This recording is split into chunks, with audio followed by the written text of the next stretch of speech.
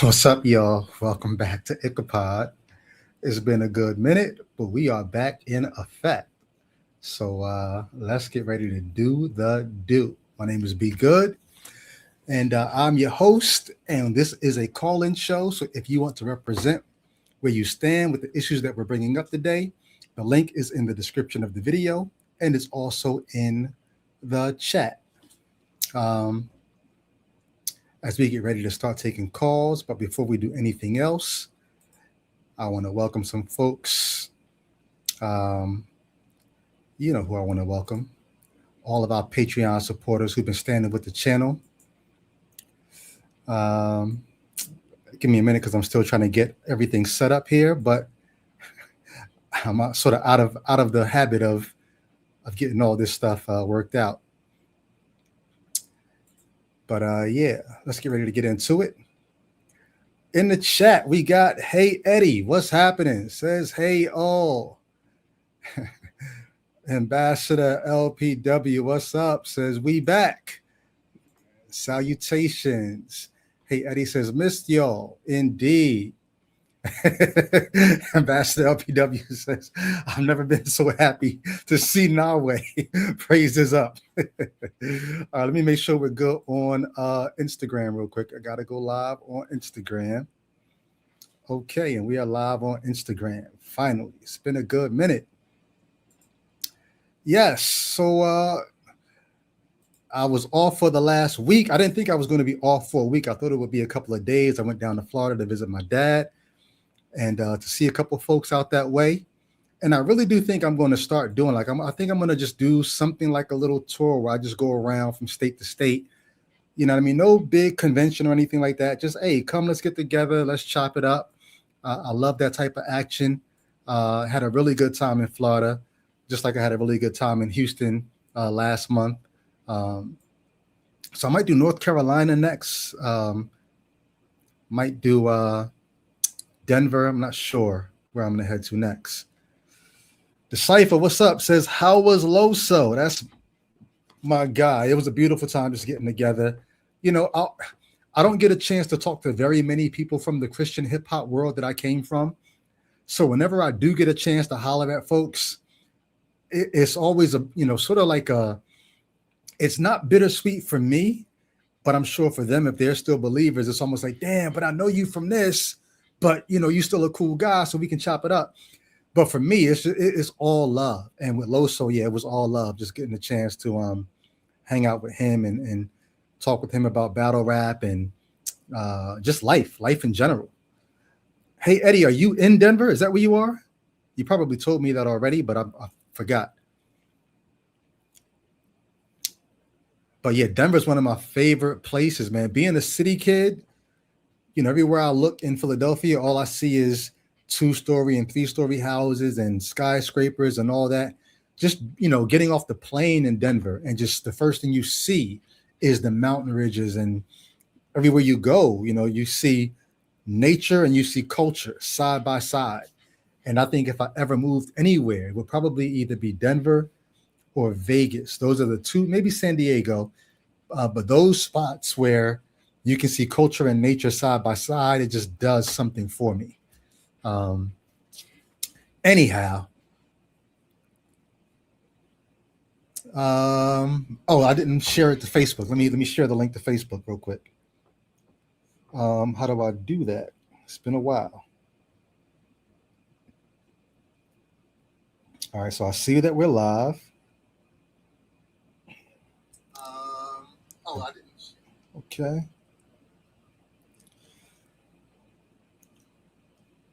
All right, so the link is there on Facebook, and if you're on Instagram, the link is in my bio to call in for today. This is a call-in show.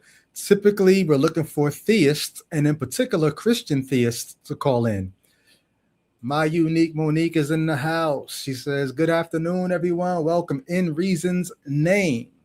Yes, in the Reason's name. So Nawe is flying high above our heads, or not flying high. He actually condescends to be with us, the lowly cloud Nawe.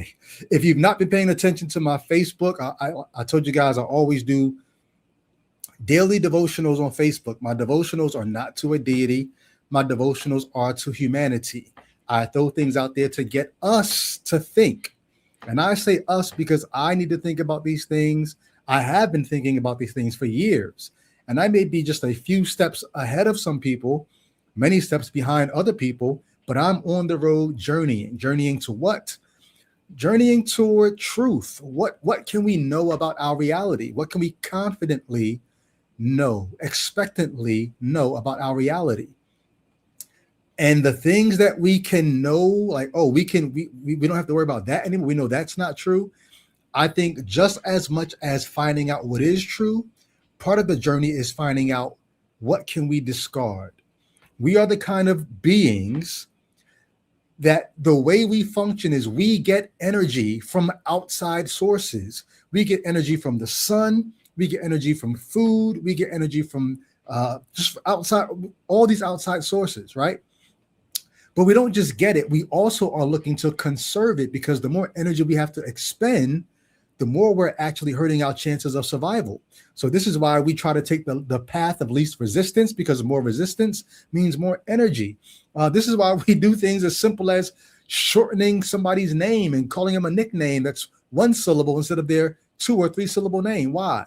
Because one, it helps to show familiarity, like I know you, but two, it's all about conserving energy. And if I'm going to expend energy, I need to expend as little energy as possible. Well, why am I saying that? Because in this journey called life, if you're spinning your wheels and expending energy on things that we can rule out, then you're defeating the purpose so far as we can tell. I mean, we don't know anything about an overarching purpose, but we do know that our modus operandi is get energy, conserve energy, expend as little energy as possible. And all the time and energy and emotion and money and everything else that we're putting into things that are not true, things that we can rule out, you're wasting that energy. And I think it's regrettable. I know for me, it was regrettable. On my Facebook page, I put up a post yesterday asking, if you've deconverted from Christianity, if you left Christianity, how much of your reason for leaving was church hurt, and how much of it was intellectual reasons? And that question came to me because I'm reading a book right now from a deconverted Christian. The book is coming out. I'm not sure when it'll be out, but this guy asked me to read the book and give him some feedback. I am so loving the book. I told him just the other day, I'm having to like bite my tongue to not quote it in every conversation that I have with people. So I can't wait to tell you more about it. But I got to a section in the book where he said something to the effect of, many people who deconvert because of emotional reasons, church hurt, things like that. And then they find intellectual reasons to justify it. Now, he was making a much larger and better point, but I disagree with that. Just the phrasing of it, because I said, for people like me and many other people I know, no, there was no emotion, there was no church hurt, there was nothing like that. And I really take issue with the idea that people just go find theological reasons to justify why they're leaving, because they don't want to say, oh, because I'm hurt, or God didn't answer my prayers. Same thing when people say, oh, you just wanted to sin. Like, I could probably sin better as a Christian, because I can just go ask God for forgiveness and be back at square one. It's not, I just wanted to sin, but the idea that somebody wanted to sin and then they just went to find a intellectual theological justification for it, I think that belittles people's process. So I just wanted to ask, like, maybe it's just me. Is it just me? How much of your reason for leaving the faith was intellectual versus emotional? And I respect where everybody's coming from. Some people said it's 50-50. Some people said it's 25% emotional, 75% theological, intellectual. Others said 25 emotional, 40% intellectual. And then the other part was lifestyle issues, or, seeing the way that Christians fell for MAGA or things like that. There's all kind of reasons. But I don't think that, I'm sure there are some, I don't think very many people are deconverting and then going to try to find reasons to make it make sense after leaving for other reasons than to try to pretend like it's intellectual. I do think that there are some of those. And I would challenge every one of you. If you don't have your own intellectual reasons, well, I don't even know what to say because I can't take it. I think any reason is a good enough reason. Like you don't have 200 years, 500 years, 1,000 years to live your life. You've got a very limited time to live your life. You can wake up tomorrow and just decide, you know what? I'm over this. And not even have reason, not even have to give a reason. Just say, hey, you know what? It's run its course. I think I'm done with this. I don't like this anymore. I don't want to do this. Like you don't necessarily have to have some high arcing reason in terms of why you left the faith or a faith. You can do whatever the blank you want to do. Now, there probably will be people who want to know your reasons. And I think I'm a victim of what I'm saying. The reason why I wrote a whole book. You see it here behind me. Let there be gaslight. I wrote a whole book because I felt like I owed people. Well, one, I had reasons, and I felt like I owed people reasons, and I wanted them to know my reasons, lest they run into somebody else who tries to gaslight them. So that's why I wrote the book. But I guess I'm going through all this rigmarole here because I'm just trying to say, if you have reasons and you can articulate your reasons, all the better. But if you can't word the reasons, or maybe you don't even have the reasons, you just know, you know what, this isn't for me. I think that's enough of a reason to say, and so I'm out. You don't have very long to live this life. Why spend any more time than you have to in something that you know is not for you? To steal a line from the 90s or early 2000s, I forgot when it was. If it doesn't fit, you must have quit. But if the faith doesn't fit emotionally, intellectually, or any other way, maybe I shouldn't say if it doesn't fit, you must quit. If it doesn't fit, it's okay to quit. That's it. It's okay to quit. Anyway, that's not even what we're talking about today. Let me see what y'all are saying in the chat. What's up, y'all? What's up? Who else we got? Anybody pop in since I gave all my greetings? And I will take a minute to give a shout out to all the Patreon supporters. I think we got a few more, but I'm not sure if I added the last one or two people. I'm looking for the name. I think I need to add a few more people. I was away last week, so I didn't get a chance to do any of that. So I got a few more people to add to the list. But shout out, if your name is on the screen, your name is in my heart. And if you can't support financially, maybe you want to support, but you just can't right now. Hey, you know what you could do? Make sure to like the episode. Send the episode to somebody. Say, hey, maybe choose a timestamp once we get going into the calls, or if I say something that you feel like, hey, this is an important point. Mark a timestamp and send it to somebody. Say, hey, start this video at 20 minutes in, and let's talk about what he says here. That's how you can support, just by liking and sharing this video with folks. And also, if YouTube is allowing you to hype the video. That would be great as well. Yep. And my unique Monique says, pick up a copy of the book. Let There Be Gaslight. I'm hearing from people more and more that the book has been instrumental in them either just thinking about their faith on a deeper level, and they still don't know where they're going to land. They don't know how to answer certain questions, but now they know what the questions are. Right? So they're thinking about their faith on a deeper level. Then I'm hearing from other people who say, no, this book was instrumental in me coming to the point where I can no longer believe this. And so Let There Be Gaslight is available on Amazon, paperback, hardback, digital, and audio. Somebody in the comments says, is Jesus real? Well, here's the question. If he is real, he is one of the following things. Jesus is maybe one of or all of the following things. I'm gonna say it mildly at first, mildly.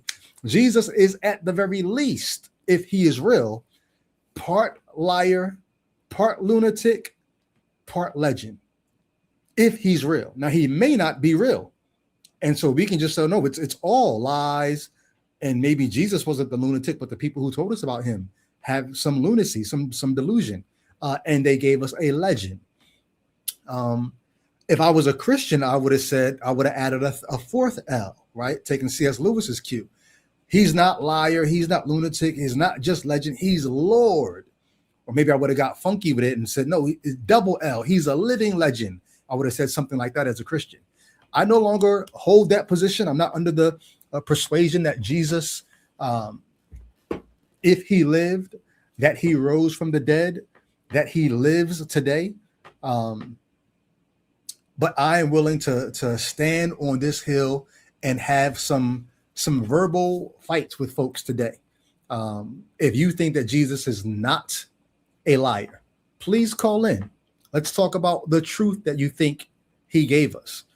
If you think that he was not a lunatic, if you think a sane person, a person in their right mind would say the things that Jesus is reported to have said, if you think a sane person would say that, please call in. And if you think he's not just a legend, this is not just folklore, this is facts, all history, please call in. The link to call in is the very top comment on YouTube, and it's also being posted in the chat.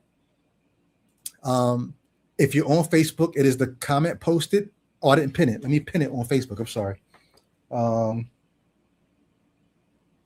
It is pinned on Facebook now. And if you're on Instagram, in my bio, there's a link to call in if you think Jesus is not a liar, not a lunatic, not a legend, but Lord.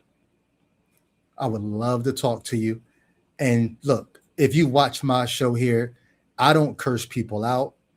I don't cut people. Well, I do cut people off if I feel like I need to direct you or help you get to your point, which I'll be doing a lot more because I had a few calls who I was a little too gracious and let people go a little too long. And even I was like, this is dragging on. But I'm going to try to not cut you off. And if I do cut you off, it will only be to kind of help you flesh out what you're saying and kind of get to the point just a little quicker. But not going to be rude at all. Not going to allow you to be rude either. But I would love to talk to you. The Rabbit Atheist is in the house. What's up, y'all? Please go subscribe to the Rabbit Atheist YouTube channel. Says Jesus may be a real dude, maybe not. Influential regardless, but only as an edited character used for various people's political and religious purposes. We could end the whole show right there. That sums up a lot of what you find in the Bible, y'all. Now, granted, I wouldn't just put this on the New Testament writers. The New Testament writers were taking their cue from the Hebrew Bible, what we Christians call the Old Testament. That's the Hebrew Bible. Well, if you read the Hebrew Bible, I think very many of the rabbis knew, not the common folk, right? You can go back in history and you can see with the Greeks, with all types of folks, where the literate people, the educated people, they knew the myths that they told of the gods and all. They knew that they were more like morality plays or morality stories where, no, we're just telling this story to get a moral through to our society. The educated folks knew that, most of them. You still had a few educated folks who bought in, but most of the educated folks knew, no. These myths are moral lessons. But then the common folk, the illiterate folk, they took these stories to heart. And so they thought all of these stories were true. All the Greek gods in the pantheon, they thought they were true. Same thing with the Hebrew Bible. I am quite certain that the educated folks knew that the stories in the Hebrew Bible were not literal. They were not historical. They were cultural iconography. They were cultural, a meta-narrative that provided Israelites, ancient Israelites, answers to the question of who are we? What is our place in the world? You tell a story and you make yourself you make yourself the main character in the story. One of the ways you know the Hebrew Bible and the New Testament, one of the ways you know that it's BS is what we call today main character syndrome. Like how wild is it that any group of people can position themselves as God's favorite people, and therefore they have access to your land, your women, your this, your that, and they're the main character. And so whatever happens, it's always going to work out in their favor. Even if you beat them, they're going to flip the story to make it that the only reason why you beat them was because their God was mad at them and is using you to judge them. But one day their God's going to come back and allow them to get the upper hand over you. They made themselves the main character and they told stories that were not historically true. This is what the Hebrew Bible is. Talk to some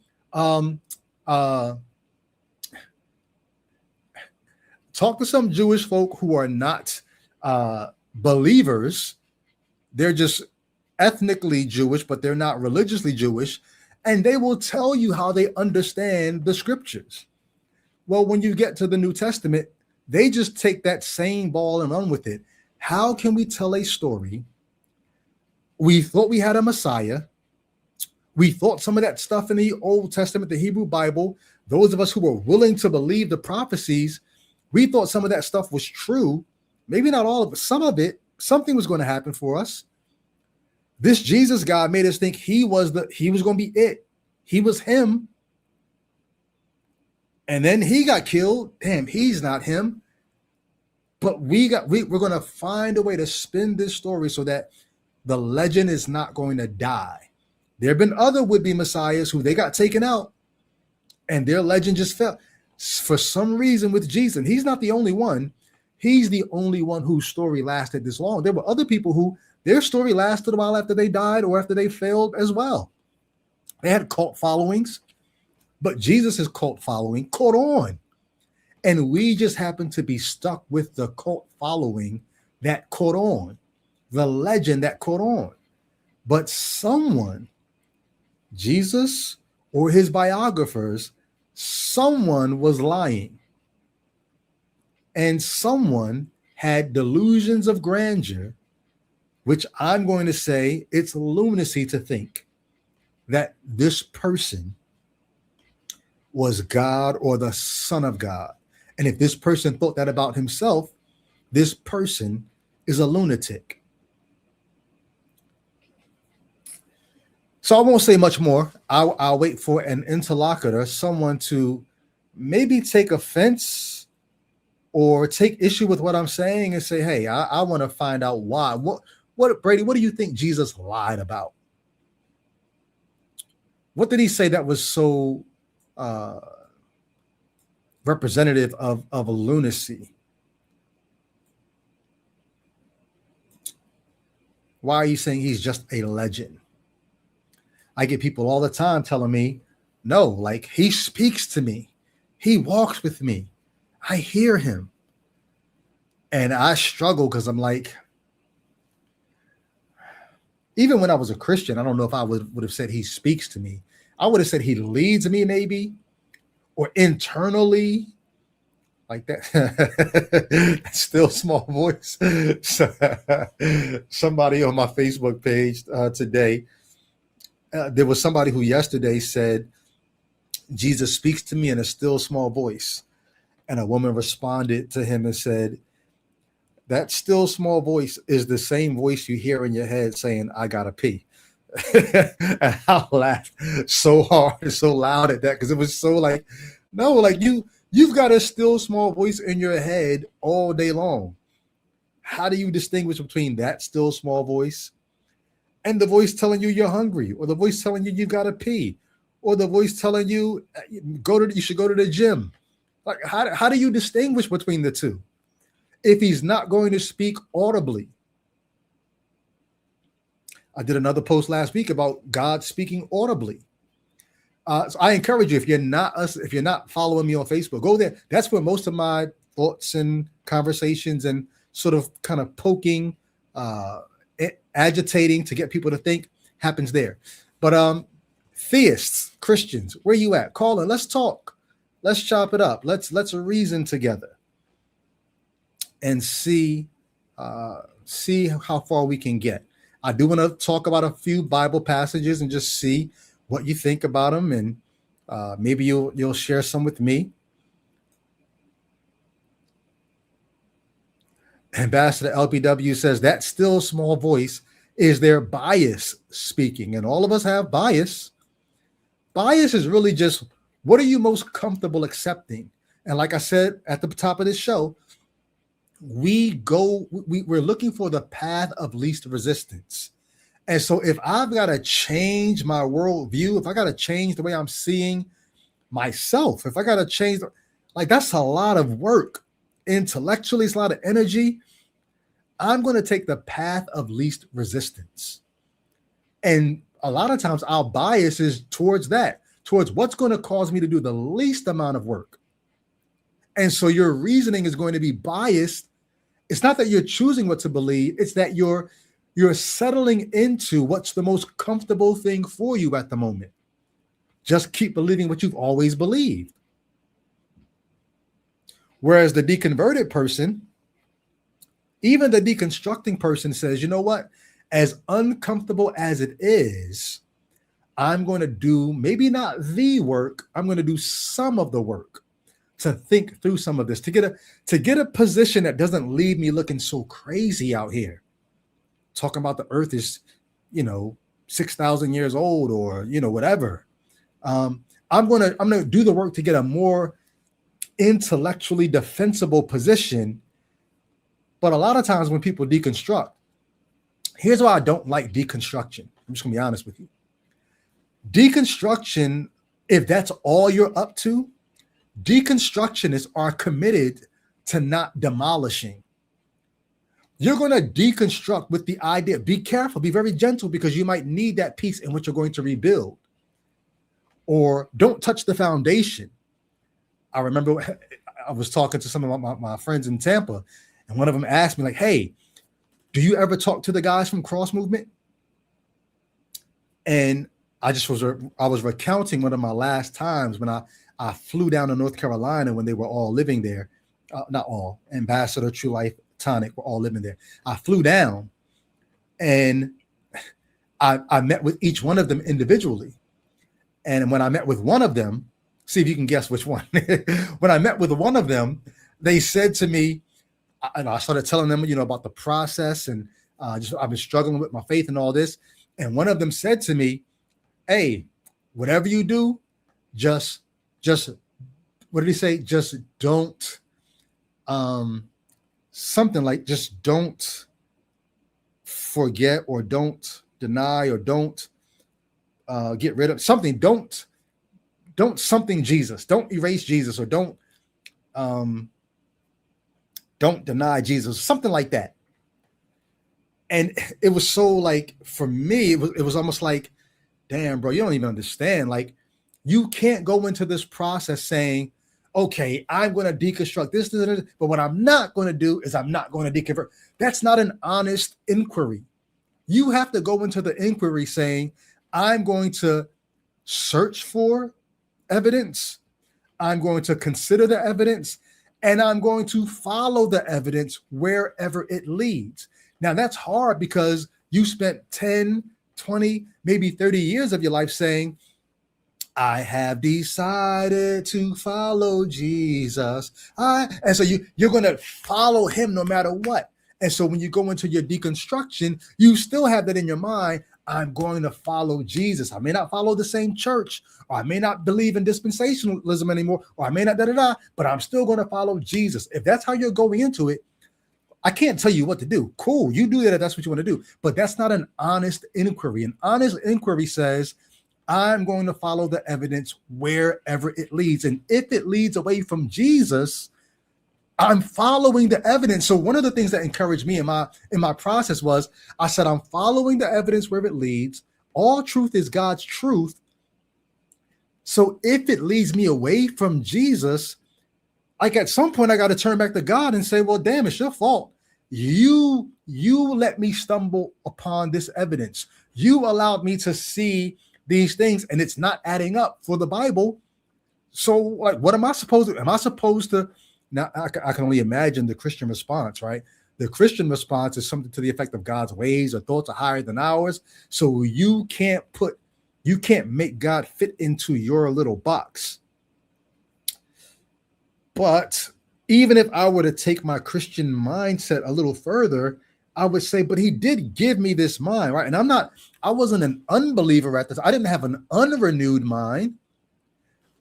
I believed I was filled with the Spirit. I was in communion with God. I was in good standing with the church. I wasn't looking for a reason to doubt. I stumbled onto something that called the Bible's narrative into question. And I looked up like, you're not going to do nothing? You're not going to address this? You will allow me to just sit with this? Okay, I'll sit with it. And I sat a little longer and I thought a little more and I got a little more hungry for information. And I looked up again, like, you see where I'm going with this, right? And there was nothing. So I just say that to say, if you are deconstructing, I would encourage you to throw caution to the wind. Now, I know for some people, it's like, I got a wife or I got a husband, I got kids, I'm in ministry, I can't really afford to throw caution to the wind. And if that's the case, in some ways, you can't really carve out, like, if you're in ministry and that's how you live, you can't. Some pastors can, I know some pastors who they've taken sabbaticals and they didn't tell their church that they were taking a sabbatical so that they could work through these issues. And then at the end of that sabbatical, 6 months, sometimes even longer, they had a choice to make. Am I going to come back and be honest with my congregation? Like, I don't believe this. Or am I going to come back to my congregation and just be a different kind of pastor if they'll have me? And I won't tell them everything. I'll let them know, like, hey, I've got different thoughts about hell. Or I don't take Genesis 1 through 11 literally anymore. They come back and they do something different. But I do think, I know if you've got people in tow, if you're connected to family and all that, you are going to have to try to find ways to carve out space for yourself to be able to study and search and think and ponder and grow. And so I guess take it with a grain of salt when I say throw caution to the wind. I'm not saying blow your life up. But I am saying I don't think you can truly do the work that needs to be done if you're going into it thinking, but I can't, I've got to hold on to Jesus. That's just me. I don't think you can get pretty far that way, but you're going to run into issues when reason suggests you probably shouldn't be holding on to Jesus either. Like, for me, the strength of Jesus was not Jesus. The strength of Jesus was, and this probably sounds blasphemous to the Christian, but I'm just going to be honest with you, Jesus was standing on the shoulders of a giant. That giant was the God of the Old Testament or the Hebrew Bible. I know very many Christians, for them, it's Jesus. They want Jesus, the resurrection, hope after this life and forgiveness of sins and his teachings, the love. They want Jesus. And because they want Jesus, they sometimes begrudgingly take the God of the Old Testament. I'm like, no, you don't get Jesus without the God of the Old Testament. So if the God of the Old Testament is BS, Jesus, who was standing on the shoulders of that giant, well, that giant's gone. So now he drops. He's no longer standing on the shoulders of a giant. He's way back down here with the rest of us, just like anybody else. I'm not standing on the shoulders of a giant. I'm not here telling you I'm the son of God or I am a God. I'm not even like the Mormon cat, Joseph Smith, who we're all going to be God. I'm not even telling you you're going to, I'm not claiming divinity. I'm not looking to get on the shoulders of a giant. And guess what? Neither is Jesus on the shoulders of the God of the Old Testament. That being, the God of the Old Testament, can only exist if he's a liar. But the Bible says God's not a man that he should lie. So then now you got a problem. You got all these untruths in the Old Testament, things like the Exodus, things like Genesis 1 to 11, things like the prophecies. You got all these untruths in the Old Testament. And then you want me to believe that the same God who didn't do all the things that the Hebrew Bible says he did, we know it's bunk, we know it's BS, we know it's not true. And if you're like, well, how do you know that? Call in. I'd love to talk to you about why I say the God of the Hebrew Bible is BS. But if that God is BS, then there's no giant's shoulders for Jesus to be standing on. He then becomes a regular person like you or me, which is why I've got no compulsion and no hesitation with saying fuck Jesus, because he's just a man. If he ever existed, he's as dead as anybody who's ever lived and ever died. Fuck him.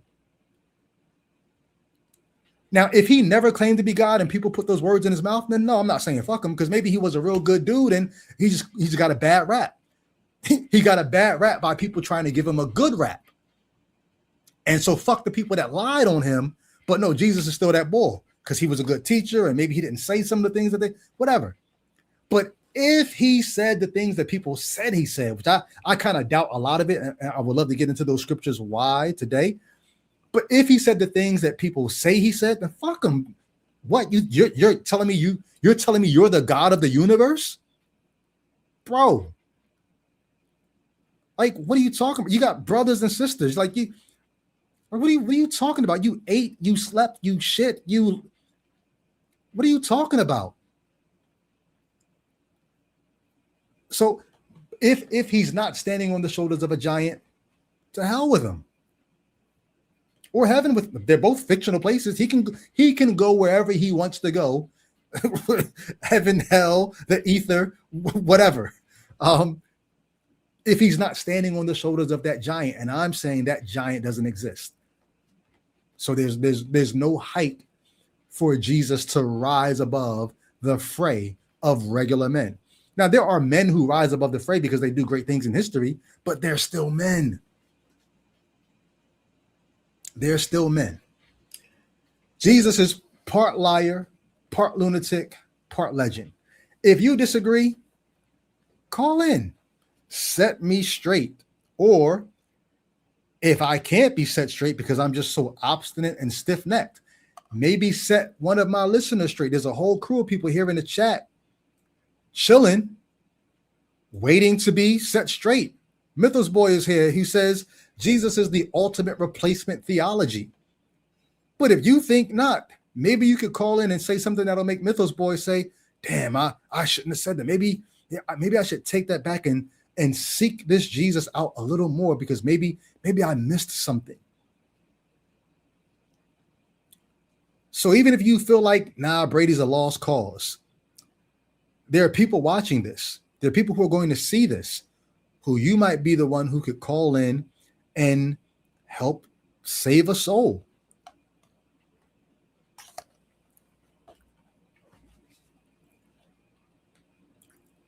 James is in the house. What's up, James?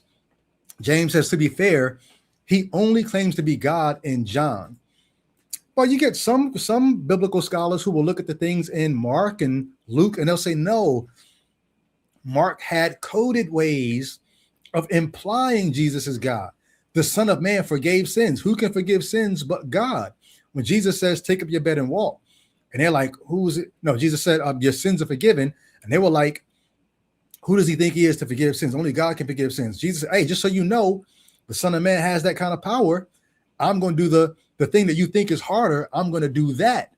I'm going to heal him. Take up your bed and walk. Just so you know that the other thing I said, your sins are forgiven, that's true. And if only God can forgive sins, well, then doesn't that tell you who I am? And so, yeah, John may be the most explicit Jesus being God, but Christian theologians will try to find ways to get deity out of him in other ways, not just Son of God, but actual God of very God.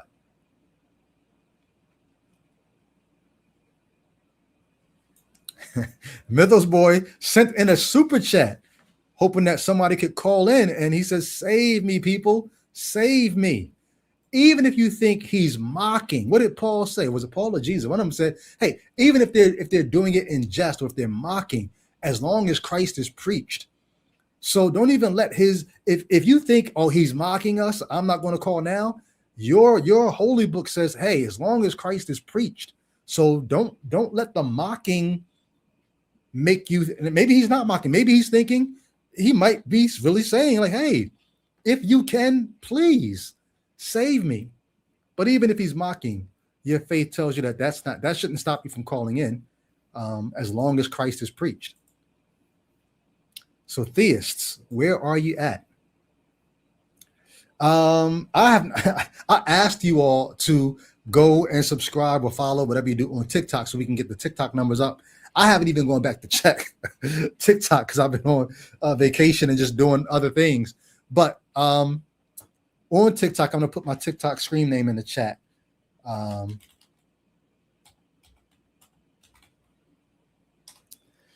It is Fanatic Talk. Go follow on TikTok so we can get the numbers up there. Because I've heard from several people, if you really want people to call in, you've got to get these lives on TikTok. And TikTok says, without 1,000 followers, I can't go live. I know there are people who've hit me up and said, "No, you can if you do this, that, and the third." I think I don't know if it's different for different people, different strokes for different folks, but I do want to get the numbers up so that we can start going live on TikTok and not have to wait around for 40 minutes just to get a call in. My Unique Monique has posted the link again. If you're a theist out there. Now, I had somebody hit me up on Facebook and say, "Hey, I'll be wanting to call in, but not to talk about the topics that you're talking about that day. I'll be having other questions about why you deconverted and how you deal with this issue or that issue."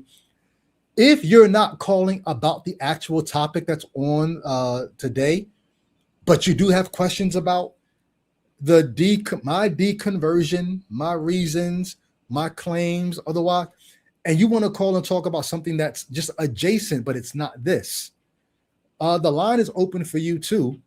If you want to call and talk about something that's not this topic, but deconstruction, deconversion related, then you can call in. There probably are some atheist, agnostic folks, deconverted folks who are like, "Oh, can we call in too?" Maybe we'll get there in a few minutes. I want to give theists a few more minutes to get the gumption up to call. And if they don't, then maybe I will open the line up for atheists. All right, I do have a call. This name looks familiar, so I think this is somebody we talked to before. I don't remember if this person is a theist, atheist, or agnostic. But nonetheless, caller, your camera is off. If you want to turn it on, you can. You don't have to. I'll give you a minute to make any adjustments that you want to make. And then I'll bring you in. Truth Bullet, what's happening? Truth Bullet says, "Greetings, fam. I'm trying to invite some Christians over that I was debating with yesterday. Let's see if they'll be brave." I know it takes a ton of courage to call into one of these shows. Some people, it may be your first time calling. One of the things I'm telling you right now, I'm never going to embarrass anybody. If you're not doing as well as you'd like to be doing, and I sense that, I'm not going to like try to embarrass you. I actually try to help Christians out when they call, and maybe if they're not hitting the target like they want to, but I know what they're trying to say, I will help you as much as I can, even as I try to get you to think about the things that you're putting forth. So I'm not here to embarrass you. I'm not here to dunk on you or anything like that. Okay. Big Seer, welcome back to Ichabod, because we spoke before, correct? Yes, sir. I cannot hear you. Hold on. Let me I see. think I just saw you unmute, but then it went mute again. Can you hear me now? Hold on. I'm sorry. It may not be you. Hold on. It's not you. It's not you. Hold on. I didn't turn my Bluetooth on. Give me 1 second. All right.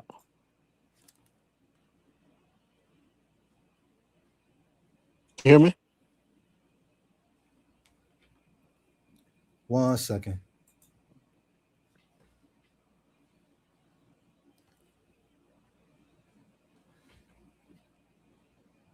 All right. It should be loading in now.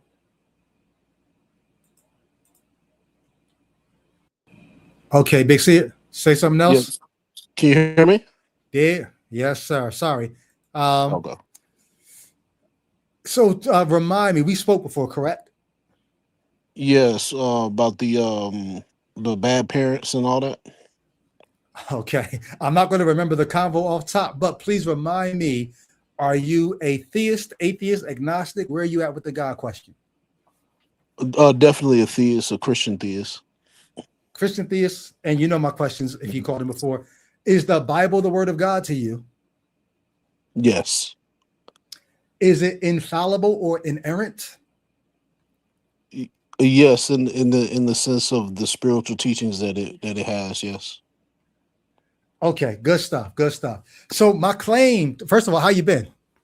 I've been doing good. How you been doing, man? Excellent, man. I mean, I got a little shoulder injury, but outside of that, everything is lovely. Right. Um, so somebody says Big Seer is a comedic science guy. Is that true, or is he talking about a different Big Seer? No, I'm not a comedic scientist. He's probably seeing the icon. There is an ancient Egyptian icon. Okay, that's more about the hieroglyphs for you, right?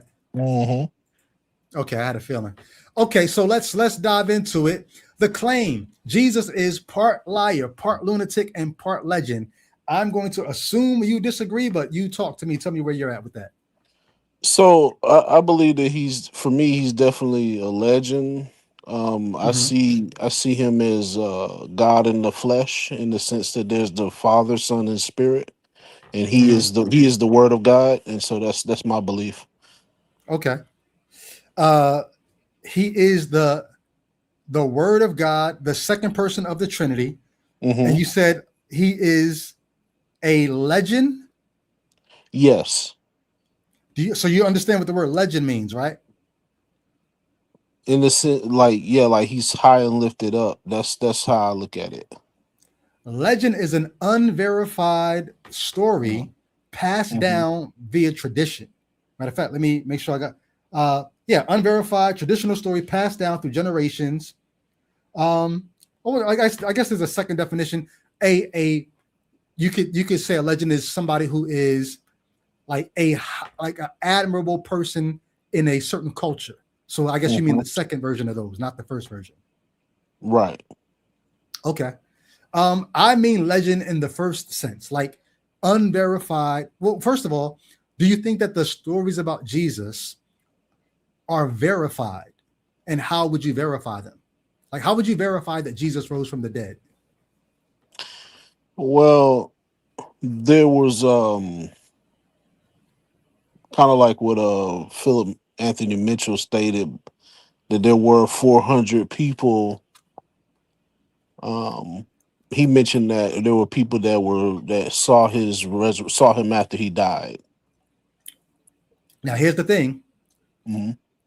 First Corinthians 15 is a creed there that talks about Jesus being seen by 500 people. But my question to you was, how would you verify that Jesus resurrected? Because you're talking about the claims of 500 people Hmm.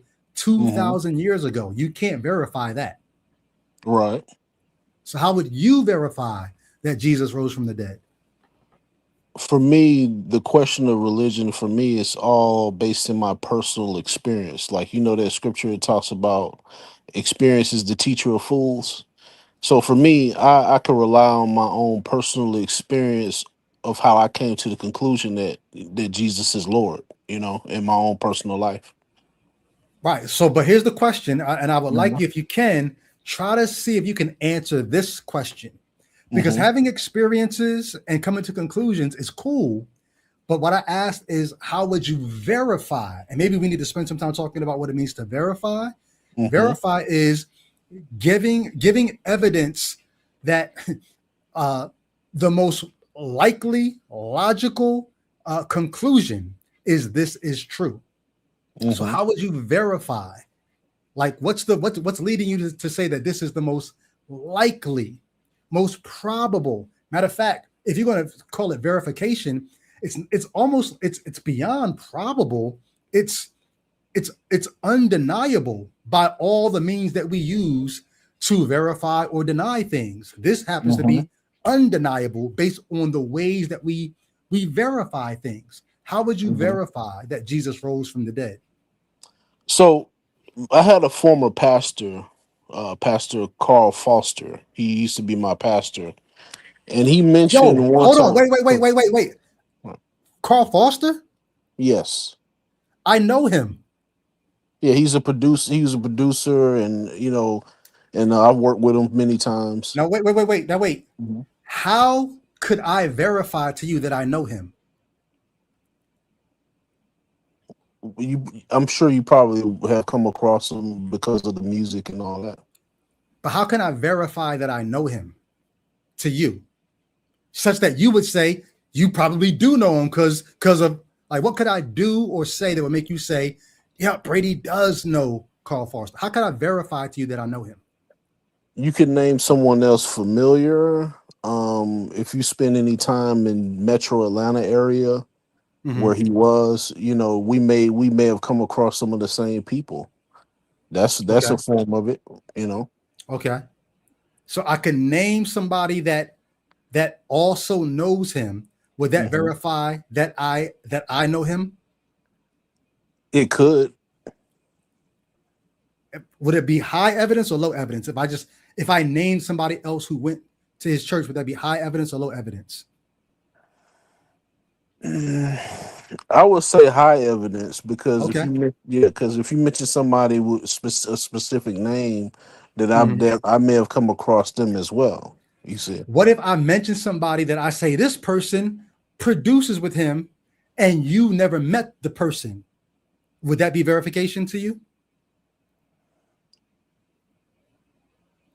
Like Carl It, Foster, he produces with Lamplight Productions, and you've never heard of Lamplight. Would that be Mhm. verification for you? Not for me, but for me, I wouldn't say that it's untrue. You see what I'm There you saying? go. But Hmm. it's not verification either, right? Right. So in the same way, so I'm just gonna be honest with you, I've never heard of Carl Foster before. That was just an example. But in the Hmm. same way, I'm asking you to verify that Jesus rose from the dead. You're talking about 500 witnesses. Now, maybe the witnesses, maybe Paul knew the witnesses, maybe Peter knew the witnesses, maybe the witnesses did see Jesus, but you've never met the witnesses, just like you've never met Lamplight Media. Hmm. So Lamplight Media is not going to be verification for me knowing Carl Foster. The 500 witnesses should not be verification for you because you don't know who they are. So you Hmm. can't verify how close they were to the events or whether Paul was telling the truth. Like, what verification do you have? Because if you don't have verification, then Jesus is not the second version of a legend, a highly admirable person in a certain culture. Jesus is the first version of legend, which is an unverified story passed down through tradition. So, can you verify? How would you verify that Jesus rose from the dead? Yeah. What I was saying? Like with my former pastor, he mentioned someone who actually did. I don't know I can't remember the name of this anthropologist or whoever he was, but he did some studying on the mercy seat, like after Jesus was crucified, and he had found some blood that was still on the mercy seat, and he studied that blood, and what he found out was he found out that it didn't look completely like human blood. What did it look like? They didn't find they found some element of the blood that they couldn't verify what it was, but they knew that it wasn't human, that it Um, wasn't completely human. could it have been an animal? Not sure. I'm not sure, but they couldn't verify a specific element of his blood that what it was. Like they couldn't pinpoint what it was. So Jesus was 100% God and 100% man, according to the hypostatic union. Hmm. Men have blood. Does the other thing that Jesus was, do gods have blood? From my perspective, yes, the blood of Jesus is Yahweh's blood. So isn't the reason why Jesus had to come incarnate was so that he could get and have blood to shed it, to spill it and die for sins? Like he didn't need a human body if he could, if a God could bleed. Yes, he want Yahweh wanted to kill a man because man sinned. So God has. Does the Holy Spirit have blood? No. Does the Father have blood? Yes. Does the Father have a body? Yes. But it's not human. The Holy Spirit's not human. The Father's not human. Jesus added a human nature to him. Well, Yahweh, the Father, added a human nature to the Word. So I'm a little intrigued because depending on which iteration of the Hebrew Bible you go to, Hmm. God does have a body. So it's not like it's crazy to think that God the Father could have a body. But Hmm. most Christians, and I don't know how lockstep you are with Christian theology, most Christians would say the times in the Hebrew Bible, aka the Old Testament, where you see God in the human form, you know the theological term for that, right? I'm not sure. The theological term for that is a theophanies. It Hmm. is God appearing in human form, but it's appearance, sort of like when the Old Testament would say, I saw what looked like the appearance of a man, and he had the likeness of a, but it wasn't a man. It wasn't a man. It would appear in the likeness of a man, and they would say that God, for whatever reason, for his purposes, appeared in human form, but does not have human form. Because here's the thing: if you say God the Father has a body, but is not human, is God the Father's body in human form, even if it's not human? Like, does he have shoulders and pecs and Hmm. knees? Does God the Father have those things? Yes, I will believe that he does. But here's the Hmm. thing: in the spirit realm, there are multiple forms. Like in Hebrews chapter 12, it says, "Our God is a consuming fire." And in other scriptures, Christ is referred to as the living water. Like there's so many different descriptions. So I believe that there's different forms. Like he can change his form. Like that's what I believe. So is God the Father omnipresent, Yes. but he has a body? Is his body everywhere all at once? The Holy Spirit can show up and minister. The Holy Spirit is the messenger or the witness No, of but God.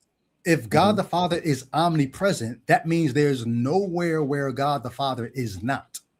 That's But if correct. he has a body, that means he's in a locale. So Hmm. how are you omnipresent and have a locale at the same time? How are you Because everywhere Mhm. and you're only this place? If you've got knees and a shoulder and a neck, like you're in a specific place. How are you that and omnipresent at the same time? because from my understanding, him being omnipresent, he's everywhere. Like the spirit of God is everywhere. You see what I'm saying? No, no, no. I asked if the Mhm. Father was omnipresent, not the Spirit, the Father. Is a father. He's in heaven, from my understanding. So he's not omnipresent. He's all knowing. Yeah, I'm not asking about that. I'm asking, Mhm. is he omnipresent? through the God the through the Father. through the spirit, because they're all one. He's in a specific place. His Hmm. spirit is everywhere. And because the spirit is Yes. everywhere, the Father is also everywhere, even though he's only in one place. Yes, that's exactly right. That's wild, bro. And he's got a body and blood. Why does he have blood? He's got a circulatory system. He's like his blood is circulating through his body such that if it stops doing that, he dies. Like why does he need blood? Is his No, blood carrying nutrients to all his cells? Why does he have blood? the thing he has what we would call in Christianity a glorified body, but his is above all. He's and the Bible says that Jesus is the image of the invisible God. So everything Jesus was the one who showed up as a man. He's the word of God. So Jesus shed his blood as the sacrifice. The lamb was slain before the foundation of the world. The He word became shed his flesh. human divine blood, right? There's two blood types Yes. in Jesus, is what you're saying. Yes. Okay. It's divine blood that had a human characteristic to it. Now here's what's crazy because we spent a few minutes on this because I just think it's interesting to kind of flesh it out. But Mhm. even the claim you're talking about this blood being found on the mercy seat, have you ever traced where that story comes from? I'm not sure. So, and once again, remember we're talking about verification, right? Hmm. There's several things that you've said in this call already that you're not able to verify, but they are the pillars of why you actually believe. You believe Jesus rose from the dead. You cannot verify that, which means it's probably legend until you verify it. And now you've got another legend about blood being found on the mercy seat, and you've never even gone back because you could trace the guy who actually made this claim. He actually Hmm. is a guy who's made several claims that have all been found to be bunk, but it's part of what you're willing to put forth as Jesus having two blood types, and you Hmm. can't verify that either. Does it trouble you that you can't verify the things that are sort of underpinning your faith? Well, again, kind of like what like I said before, the scientists or the archaeologists, whoever had studied that blood on the mercy His name seat, is Ron Wyatt. they couldn't Mhm. verify. They saw part of the blood look human, but they couldn't identify what the other aspect of that blood is. That's interesting to me. And like even when they said it at church, everybody was like just all excited and the whole Mhm. nine, because it's like that aspect that they couldn't tell what it was. That very well could have like from our perspective, like that's even further verification that it was divine. It is not verification Mhm. because you have not seen the blood. The blood has not been sent to people who deal with blood. Like, why are you so willing? I'm just curious. Why are you so willing to call it verification? It's a claim. Mhm. There's no verification. It's a claim, and anyone can claim anything. I claim to know Carl Foster. It was Mhm. a claim that you did not verify. And Mhm. even when I tried to offer verification, I put forth something that even you were like, nah, that wouldn't really be verification because I never heard of lamplight media. So that's not so without verification, it's just a claim. What does it say I'm just curious, what does it say to you that you're in a church full of people who heard Mhm. this claim and rather than being a Berean, remember Paul praised the Bereans because they went home to see if the things Paul said was true. Rather than being a Berean, you're in a church full of people who heard this claim and said, "Oh my God, now we got two types of blood, and now we got evidence, and they've got verification." Isn't that a little scary that people would jump to call something unverified verification? Not necessarily because of the fact that a lot of what we believe is based on our faith. It's based in faith. Mm-hmm.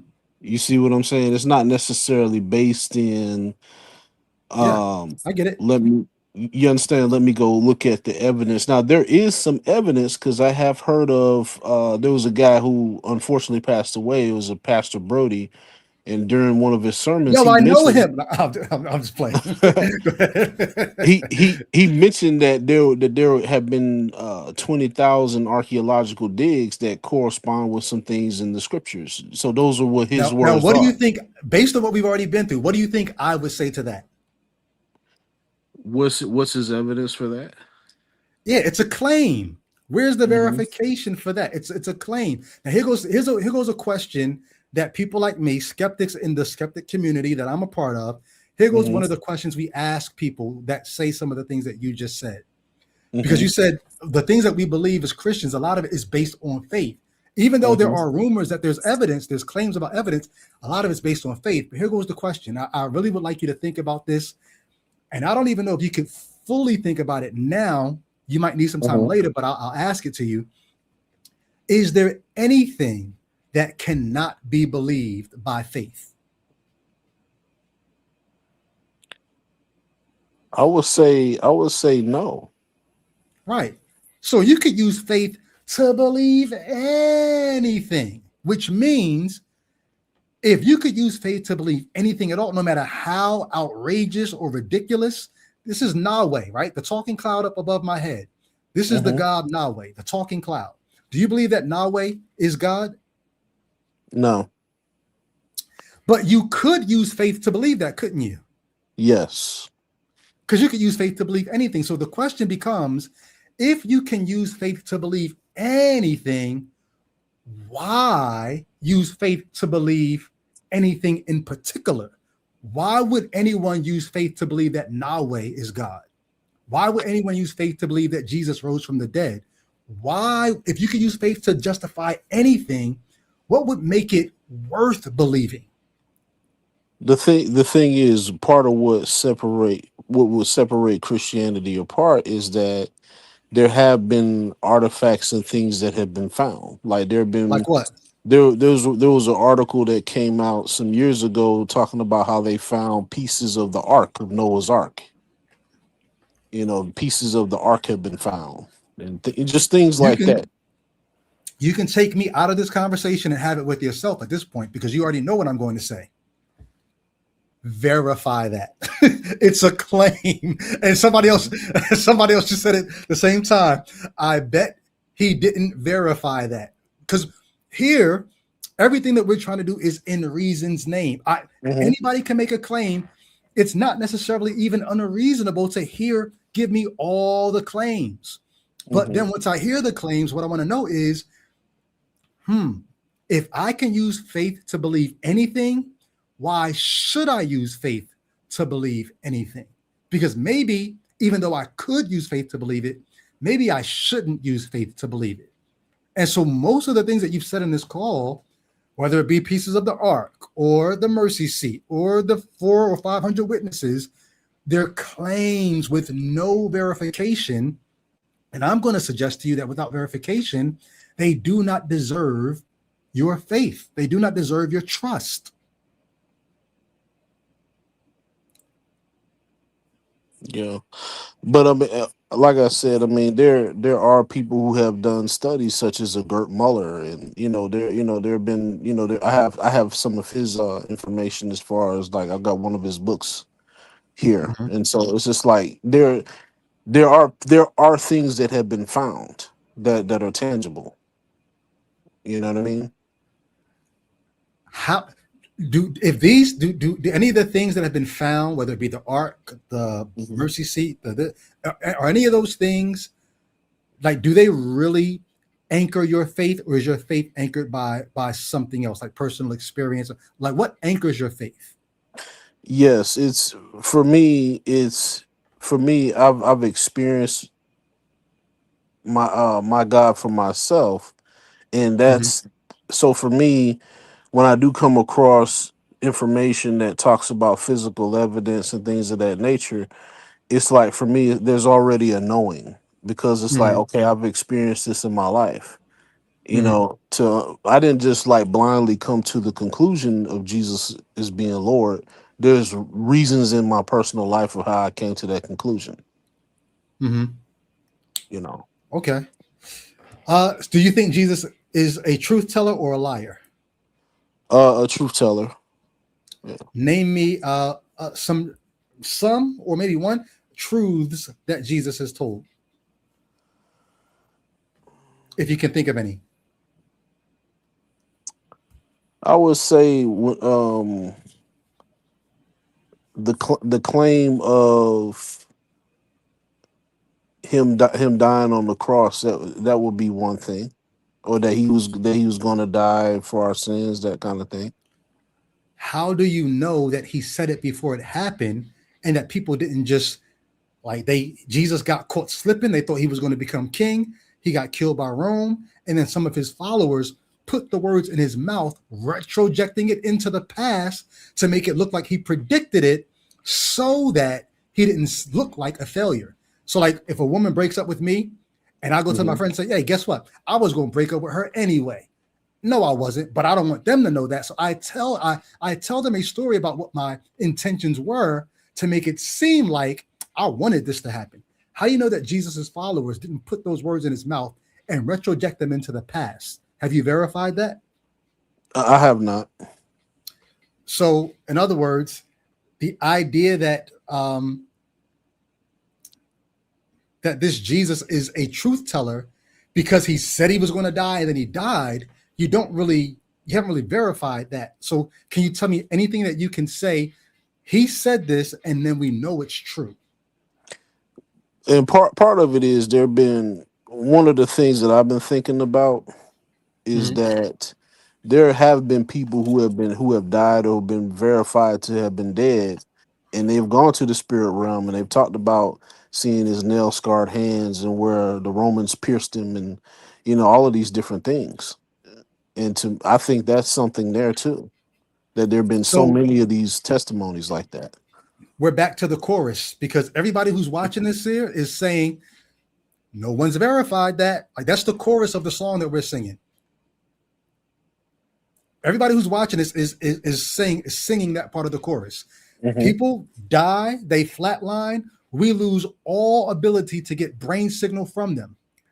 Doesn't Hmm. mean there is none. That just means the instrumentation that we have to mark brain activity fails at that point. Just like with the Big Bang, right? The Big Hmm. Bang with our relativity and Einstein's theory and all that, we get back to nanoseconds after the Big Bang, but we don't have the math to go back before that point. Doesn't mean that there was no before that point. We just don't have the ability to see back that far. In the same way, when somebody flatlines, Hmm. our technology has the ability to register brain activity and register to a certain extent, but then no more. Does that mean that there is none? That just means there's none that we can identify anymore.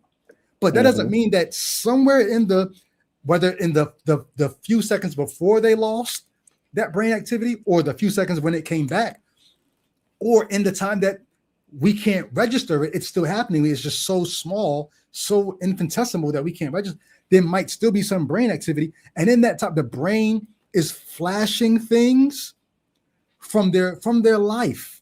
You heard people talk about my life flash before my eyes, right? The Hmm. brain is showing them scenes from the imagination, from the fears, from the hopes, from the dreams, from the past, from the whatever. And then they come back and they tell you, I saw Jesus. I was dead. I Hmm. had no heartbeat, no brain activity, and I saw Jesus. Hmm. How would you verify whether or not that was just the brain in some dreamlike state that our technology can't register, but it's still the brain function? How would you verify whether it's that versus the thing that they're telling you it is, which is I in the spirit world went and I saw Jesus and I saw his nail scarred hands. Now I'm back to tell you. How would you verify that? Well, that's where the science would come in terms of specifically pinpointing, was the person still breathing? Was there brain activity? Were they all the way dead? See, that's Mhm. where that would come in as far as Yeah. that. But I would say Mhm. even that, if they were outside of, if their physical body was no longer breathing, and they saw something, I've Mhm. and you've had different people, saying the same thing that don't know each other, and they've all had these different experiences. I think there's something to it because there have been people who have died and seen religious figures and seen some different stuff. they've claimed to have seen. You know. Yeah, but here's the thing that most people, if you don't know human physiology, like it's not that breathing, like breathing is very important, right? You need to take in oxygen. Hmm. But once you take in oxygen, oxygen is stored in your cells. So it's not Hmm. like the brain doesn't have any access to oxygen just because you're not breathing. There is oxygen. Like your body takes a long time to begin to decompose. Your body is doing things with the energy that's stored, the oxygen that's stored, even after you, even if you die and never resuscitate, your body is still doing things with that energy and that oxygen and all that until it runs out. So it's not like you're not like you can't still be having function after the parts that we know to be so instrumental in you being alive have stopped doing those things. Like your Hmm. body still continues to do those things until it just can't anymore. There's no more oxygen, there's no more energy, there's no more. So I'm just saying that to say until you're able to verify, like even if you were to flatline today Hmm. and then come back in an hour or 3 hours, right? Hmm. I don't know how long a person's ever been clinically dead, whatever the record is. Let's say you beat the record.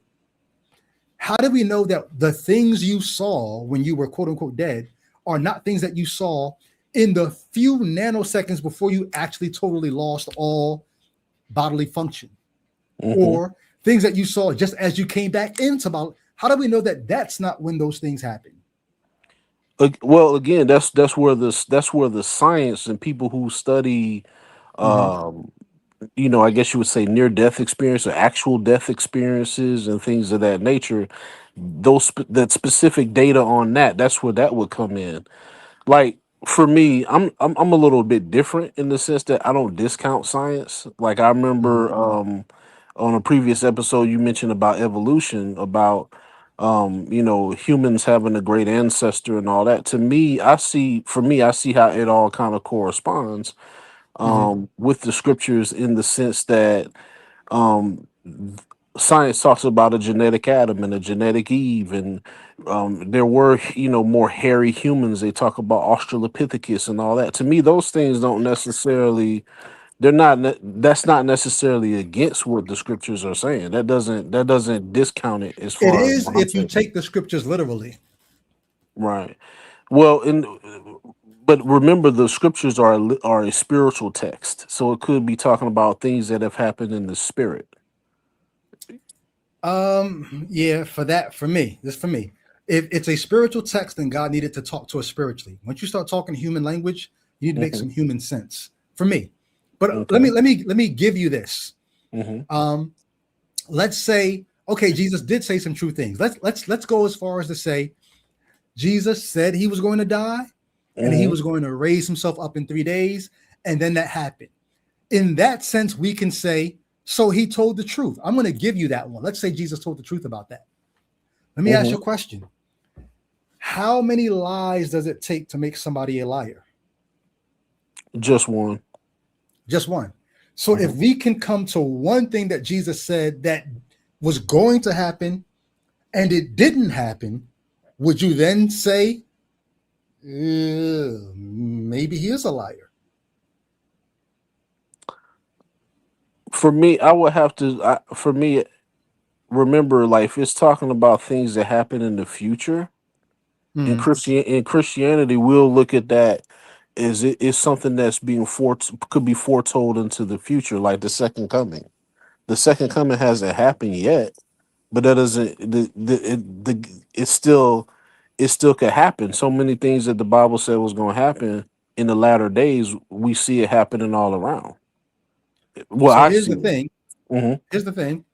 Um, so let's say Jesus talked about the second coming, right? Hmm. He said it's going to happen, meaning it's in the future, which means it can happen anytime in the future. But what if Jesus said it's going to happen by a certain time? Then that time comes and goes, and the second coming doesn't happen. What do you do with that? If that were to be the case?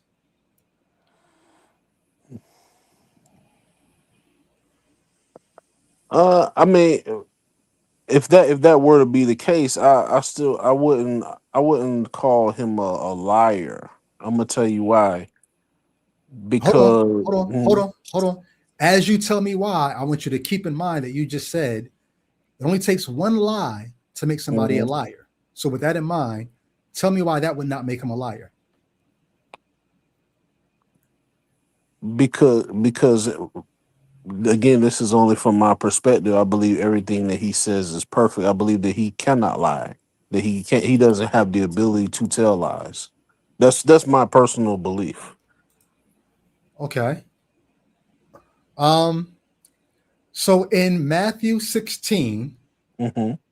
verses 16 to about 23, Hmm. Jesus starts talking to them about his second coming, how Hmm. bad things are going to get before his second coming, right? Hmm. Because verse 16 says, I'm sending you like sheep surrounded by wolves. So be wise as serpents. Beware of people because they'll hand you over to councils. They'll flog you in their synagogues. You'll be brought before governors and kings because of me as a witness to them and to the Gentiles. When they hand you over, don't worry about what you're going to speak or what to say. For what you should say will be given to you at that time. Then he says, verse 21, no, verse 23. He says, whenever they persecute you in one town, flee to another. I tell you the truth. You will not finish going through all the towns of Israel before the Son of Man comes. Did he tell the truth or did he lie? He was telling the truth. So then, did he return before they finished going through all the towns of Israel? No. So was that a lie? Again, it could have been a spiritual meaning behind what he was saying. Was he talking about the Jerusalem then, or was he talking about what's coming and the new Jerusalem is going to come from heaven? See, that's what I'm saying. It's a spiritual text, and what I understand of what it's saying, in the sense of locale of that specific time, it could be metaphor. A lot of Jesus's words were metaphor and hyperbole and things of that nature. It was pointing to some different things. You know what I mean? So this is one of the problems I have with Christians and why I had to get out of it. Hmm. Because to make Jesus not a liar, words have to not mean what words mean. Things have to begin to take on extra spiritual, esoteric, mystical um, definitions just to make his words not mean what they mean. Matthew was not done putting words in Jesus' mouth. Maybe Jesus said it, maybe he didn't. But in Matthew 24, I'm sorry, Matthew, what am I at? Matthew 24 is what I want. Yeah, there we go. Um, Jesus says something very similar. If you don't mind, can I read something else? Yeah, go ahead. Go ahead. All right. Um, this is a famous passage where Jesus is telling them once again how bad things are going to get before the end comes. Um, I'm trying to figure out where I want to start here. I'm sure you read this passage, Matthew 24, right? Um, I probably have seen it or read through it before. What is it what is it like? What is it referring to? I'll probably know it. I'm going to read some of the verses. I'm trying to figure out where I want to go in because it's a lot. I'm going to start at verse 29, but I really want to get to verses 32. Okay. Jesus, so at the top of the chapter, um, I'm gonna start at the top and then I'm gonna skip down. I'm sorry for doing all this. Verse 20, verse 1 of chapter 24. Now, as Jesus was going out of the temple courts and walking away, his disciples came to show him the temple buildings. And he said to them, do you see all these things? I tell you the truth, not one stone will be left on another, all will be torn down. Now, somebody could say, did Jesus tell the truth about that? the temple is going to be destroyed. Do you think Jesus told the truth about that? That the temple was going to be destroyed. Yeah. Mm, I, I don't. I would have to understand the full context of it. Got you. I'm just going to give you a window into biblical scholarship, even critical Mm-hmm. scholarship. Most people say if Jesus said this before it happened, he told the truth because in AD 70, the temple was actually torn down. Mm-hmm. So if Jesus was dead by AD 33, and then AD 70, right? Mm-hmm. 66 or 67 years later, the temple gets torn down. How did Jesus know that? He must be a truth teller. He must be the Son of God. Because Jesus said the Mm-hmm. temple was going to be torn down, and in AD 70, it got torn down. Now, here's the important part. Because if you want to call him a truth teller, we got to read the rest of the passage. Mm-hmm. As he was sitting on the Mount of Olives, his disciples came to him privately and said, "Tell us, when will these things happen?" Remember, 67 years later, the temple actually did. I'm sorry, not 67. I'm tripping. 47. No, Mm-hmm. 37. My math is way off. 37 years later, the temple gets torn down, right? Mm-hmm. They asked him, when will these things happen? So everything after verse 3, Jesus answers them. He starts telling them, watch out that no one misleads you, for many will come in my name saying, I am Christ. Verse 9, they will hand you over to be persecuted. Sounds just like what we read in verse chapter 16, right? You will Mm-hmm. be hated by all nations because of my name. Verse 15, when you see the abomination of desolation spoken about by the prophet Daniel standing in the holy place, let the reader read and understand. Then those in Judea must flee to the mountains. Go down to verse 29.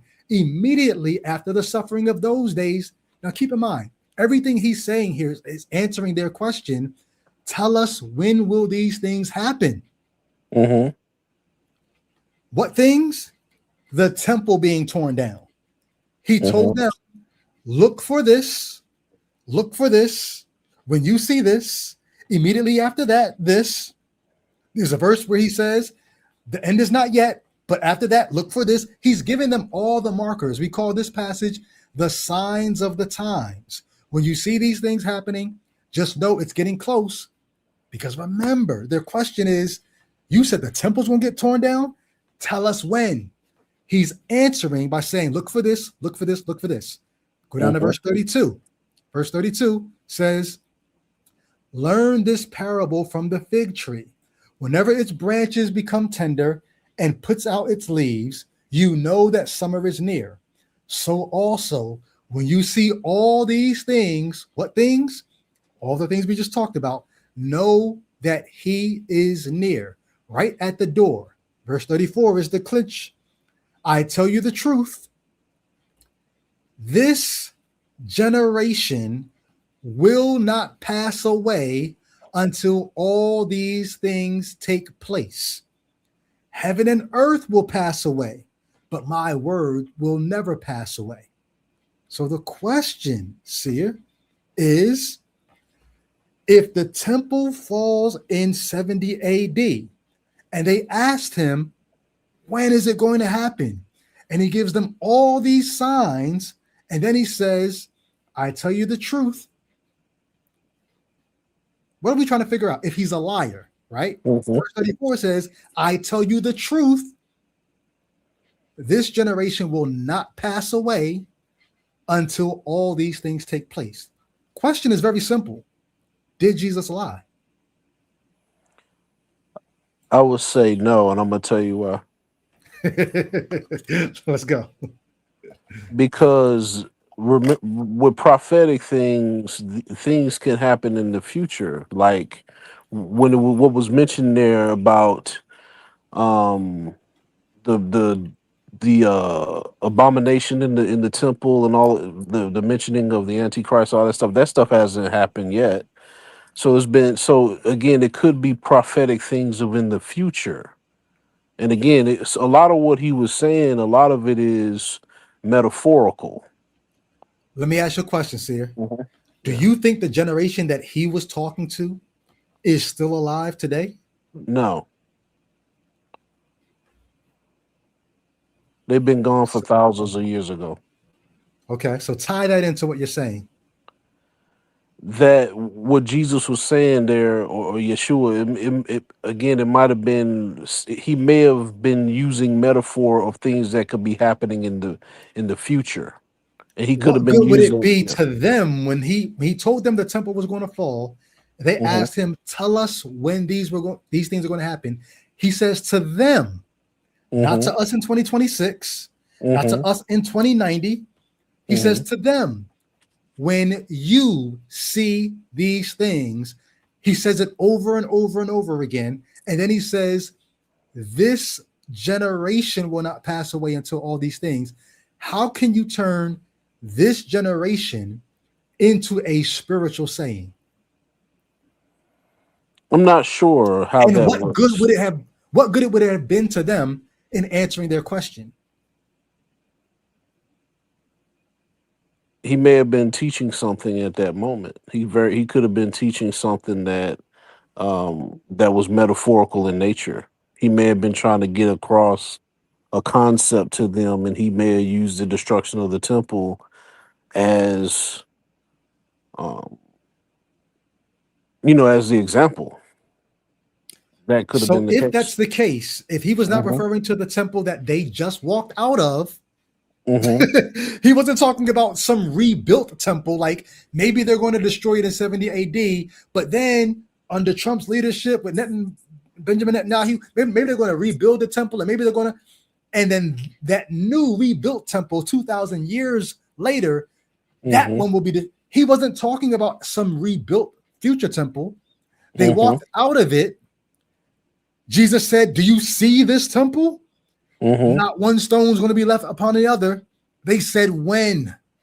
Hmm. How do you get a future temple out of the one that he was talking about that they just walked out of? How do you get a future temple out of that? You don't, because that one got destroyed. But here's the thing, Seer. They Hmm. just walked out. He said it's going to be destroyed. They asked him when. He told them when and said this generation will not pass away. Why are you saying that he may have been talking about some spiritual, future, metaphorical other thing? Because it could have been a double entendre. It could have been that he was speaking to them there, and he was using the destruction of the temple as an example to get Of across what? some type of last days examples, because some of So, in the other certain words, you don't know what Jesus was talking about if he wasn't talking about that temple. Is that what you're saying? Not necessarily, because again, the temple was destroyed. He said it was going to get destroyed, and then it did get destroyed in 70 AD. He said that the generation that he was talking to would Hmm. not pass away until that happened. Right. Was that part true? I will have to go in and verify. I will have to go in and look at that. Just give me your gut instinct. And we're just talking. You can go verify and come Yeah, back and yeah, say, hey, no, yeah, no, yeah. I was wrong. But just that generation is not still alive, right? That's correct. They're not. They've been gone for thousands of years. So if he meant that part literally, that was not true, right? That's what I'm saying. I don't know if he meant it literally. I'm not asking you if he did. I'm just saying Mhm. if he did, then that part's not true, right? If it was literal, then if he was saying it in a literal sense, Mm-hmm. that aspect would not be verifiable or correct. But No, no, like no, I no. It's said, not that it yeah, wouldn't be yeah, yeah. verifiable. It was not that it wouldn't be Mhm. verifiable. You're trying to sneak in other words. I'm saying if he meant it literally, that the generation he was talking to would not pass away until that temple was destroyed, and that generation passed away. He said you would see the Son of Man coming on a. That's. I'm sorry. I left out the most important part. Um, um, verse 33. He says, "So also, when you see all these things, know that He is near, right at the door." He's talking about His return. I'm going to go back to verse 30. Verse 30. Then the sign of the Son of Man will appear in heaven, and all the tribes of the earth will mourn. They will see the Son of Man arriving on the clouds of heaven with power and great glory, and he will send his angels with a loud trumpet blast, and they will gather his elect from the four winds, from one end of heaven to the other. After that, Jesus says, this generation will not pass away till all these things take place. Did that happen before that generation passed? No, it did not. So then did Jesus tell the truth here? Again, it's for us, it's prophets, it's prophetic, his words of spirit. So it's again, when we try to understand it through time periods and all these sorts of things, again, it may have been Stop, very different. stop. You're trying to make it seem like the problem is that we're trying to understand it through time periods. They specifically asked him about the time period. That can't be the problem with this passage. The question is, when will these things happen? His answer is, you're going to see da da da da da da da da da da da da, and the Son of Man is going to return on the clouds with the angels, da da da da, and this generation will not pass away. The time period cannot be the problem. Us trying to put it in a time period, that's the whole context. The problem is not that we're putting it in a time period. The problem is that Jesus did not fulfill what he said he would.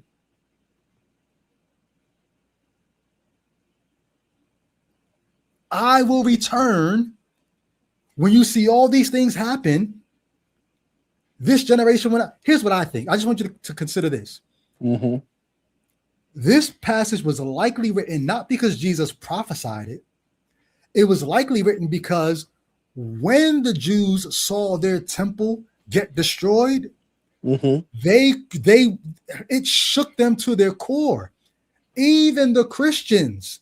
And they're trying to figure out, how is our God going to win when our temple is destroyed? You know what we can do? We can put a prophecy in Jesus's mouth that makes it look like this was supposed to happen. And just in case anybody's about to lose faint, to faint and lose heart, we can put the words in Jesus's mouth that, hey, don't worry. When you see the temple get destroyed, that's actually a good sign, not a bad sign. It's a good sign because that only means Jesus is close to coming, and this generation, he's going to come back before this generation dies. So the temple falling, don't get discouraged. Be encouraged by that. That's what the authors are doing. They're trying to take the most discouraging thing that's ever happened to them, probably aside from Jesus dying, and turn it into a good thing. This means he's coming soon because he said this generation was not going to pass until he returned. But the generation passed, and I'm just going to ask you, Sia, did Jesus return? No, he hasn't come back yet. So then is that part about the generation not passing before he returns, is that part a lie?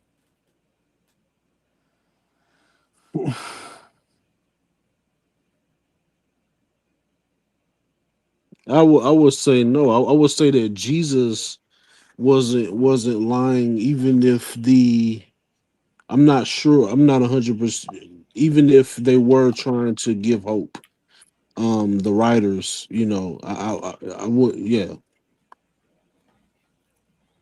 because I believe his words are spirit. So we take, guess what? I want to vindicate Jesus too, but we take different paths. Your path is he said it, but he didn't mean it literally, even though they were asking him literally, right? They were asking literally.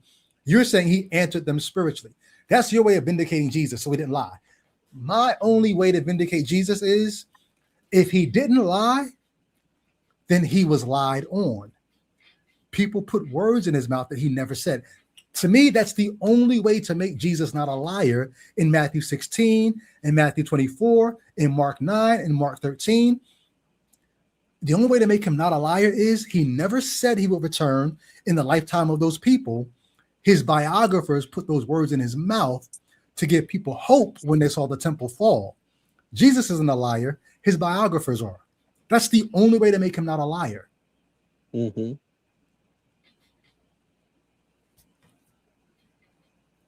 If he said it though, he's a liar. Even if you say he meant it spiritually, Mm-hmm. what if I told you I do know Carl Foster? I know him spiritually. Am I lying to you?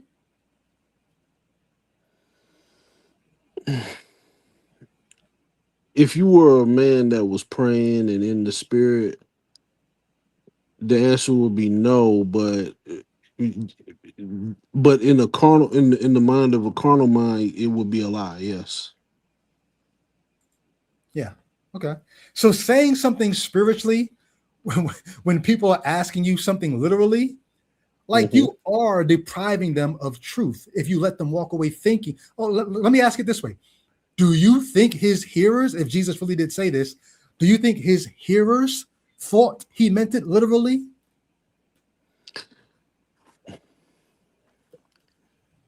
Could have been. Yeah. It depends on if he was talking Probably, to. right? Yeah. His hearers probably thought he meant it literally. Jesus Mm-hmm. knows all, right? Mm-hmm. So Jesus knows that his hearers think he means it literally. But Jesus also knows, if what you're saying is correct, Jesus also knows that he means it spiritually. If Mm-hmm. Jesus knows that he means it spiritually, but he also knows that his hearers thinks he means it literally, isn't he letting them walk away thinking something that's not true? Mm,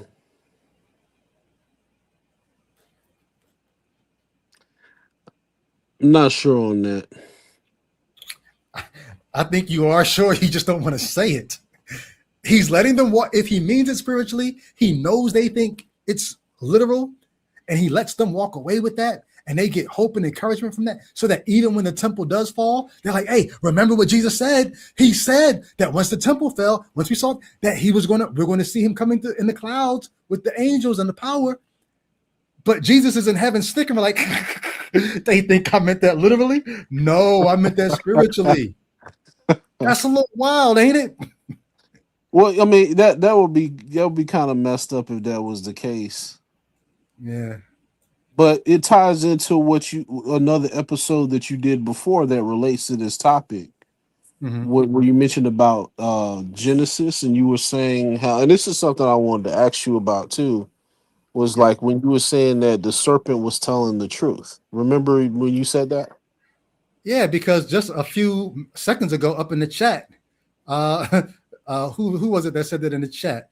The Watcher 215 said the devil is the liar, and Mythos Boy responded, "The devil isn't the devil."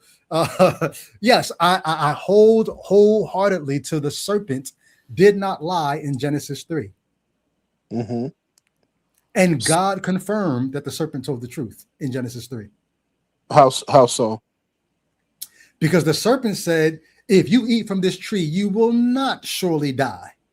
But you will, God knows that the day you eat of this tree, your eyes will be opened and you will become like God, knowing good and evil. And towards the end of verse 3, the God character goes and talks to some other individuals. You got to work out Mm-hmm. who he's talking to when the God character says, the man has become like one. The man wasn't dead. So the serpent told the truth. You ate from the tree. You didn't die. But here's what else the serpent told the truth about. God says to the others, God says the man has become like one of us, knowing both good and evil. That is exactly what the serpent said would happen. You will not die. You will become like the gods, knowing both good and evil. That's what happened. The serpent didn't lie. So when we talk about dying in Christianity, the way that text is seen is Please don't say a they spiritual death. yeah, that's where I was Don't going say a with it. spirit. Nope. The sin disconnected them from God. Yeah, that's Christian cat. I used to So preach that myself. mhm, I used to preach that for 30 years. That's Christian cap. That is nowhere in the Genesis story at all. mhm. But what about but also human beings physically die though. They didn't live forever. What's the point? What do you mean by that? In other words, they didn't by succumbing to what Satan was saying, they did not gain like eternal life. Like they weren't able to surpass what Yahweh put out there. How do you think human life was constructed? Do you think had they never eaten from the tree of the knowledge of good and evil, do you think that they would have naturally lived forever? They could have, yes. Nope. No, they couldn't have. You know Why not? why? Why not? Because there was another tree in the garden for that specific purpose. What was that tree called? The tree of life. Tree of life. So if they never ate from the tree of the knowledge of good and evil, but they also never ate from the tree of life, they would have naturally expired. Who knows when? They would have naturally expired because the tree of life had a purpose. It was to grant eternal life. If they never ate from that, they would have never had eternal life. Once they ate from the tree of the knowledge of good and evil, I'm going to say some things that I hope you take some time. Check out my book, Let There Be Gaslight, chapters 8 through 10. I walk through Genesis in the context of the ancient Near Eastern stories that it was taken from. One of the things you see in the context is the story is not about mankind being perfect and then falling. The story is about mankind being naive, not knowing what they're supposed to know, not knowing right from wrong. And it's almost as if, you guys have heard me say this on this channel before, it's almost as if the story is telling mankind, you got one of two choices. You can either eat from the tree of life and live forever, but if you do that, you're not going to be able to eat from the tree of the knowledge of good and evil. Or you can do the reverse. You can eat from the tree of the knowledge of good and evil, but once you do that, you can't eat from the tree of life. Why? Because here's what the underlying premise of the story is. The gods are afraid of their creation. They cannot allow the creation to become more like the gods than they already are, because that would create divine competition. So you can have knowledge like the gods or wisdom, or you can have immortality like the gods, but you can't have both. If you get immortality, then you're not going to have wisdom, knowledge of good and evil. If you get the knowledge of good and evil, then you can have immortality. You can only have one, because if you get both, you're too much like the divine creatures.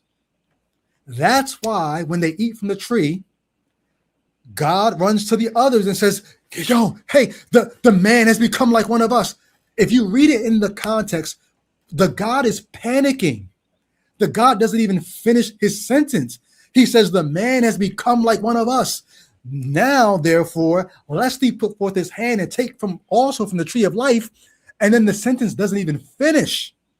It's like, oh shit, we got to do something. And the God runs and blocks the man's access to the tree of life so that he will not have both the knowledge of good and evil and immortality, because that would be too much like the gods. And if you want to see that, look at the stories that the Genesis story comes from. Look at why am I blanking on this? The Epic of Gilgamesh. Look at Adapa and the Food of Life. I write about these in Let There Be Gaslight. Look at the Genesis story. It's borrowing tropes from those stories where the gods don't want the humans to become as divine as the deity. And there's only two things: knowledge of good and evil, or wisdom, and immortality. In all the stories, humans cannot afford to get both. If they get one, they cannot get the others. And that's what you see in Genesis 3. Yeah, that's what I was getting at with the cherubim with the flaming sword blocking the tree of life. Because the reason is that from what I've heard is that if man had gained access, he would not be able to be saved. That's Christian cope. That's nowhere. It's not about being saved. The Hebrew Bible knows nothing of the idea of salvation that Christians eventually. So here's the thing, Seer. I want you to realize how you're in. I was going to say good company, but I don't think it's good company. But you do have company. What you're doing by making Jesus's words in Matthew 16 and Matthew 24, What you're doing by making them spiritual, you're following the Christian trajectory. Because what Christians did was they came along, they realized that all the prophecies and promises of the Old Testament or the Hebrew Bible, they're not coming to pass. And so the way to kind of speed up the prophecy or make them come to pass is if you spiritualize the prophecies, then you can say they came to pass without ever having to have them physically, materially come to pass. So in the Hebrew Bible, salvation is Israel or the Jews being put back in their land with a Davidic king and then being made the head and not the tail. That's salvation in the Hebrew Bible. Matter of fact, do you think that you're in the new covenant right now, Seer? Yes. In the Hebrew Bible, guess what the new covenant was going to be? What? The new covenant was going to be Israel back in their land, being made the head and not the tail, God putting his spirit within them and his laws in their heart and causing them to walk in his ways. Every time you see the new covenant in the Hebrew Bible, that's what it is. It's not this spiritual thing that Christians have made it. Mm-hmm. So by going back to Genesis and making the death in Genesis a spiritual death, you're doing what Christians have always done to the Hebrew Bible.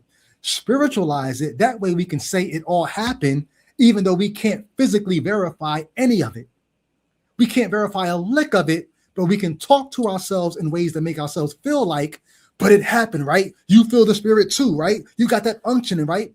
We can't verify it. All we can do is go off vibes and feelings and help each other think it must have happened spiritually, not physically. And then we tell ourselves, but it's going to happen physically one day in the future. But in the Hebrew Bible, it wasn't that way. It was a physical fulfillment that they were supposed to look to. And when Jesus is saying, I'm going to return and this generation is not going to pass away, it's physical until it's not. And the longer it takes for it to happen, the more Christians have to spiritualize the passage because the shit's just not happening like they said it was going to happen. So death in Genesis 3 is not spiritual, it's physical. And the God instituted that because he did not want the man to become more like the God than it already became by eating the fruit. Like, what do you think it even means when the Yahweh character says the man has become like one of us, knowing both good and evil? What do you think that means?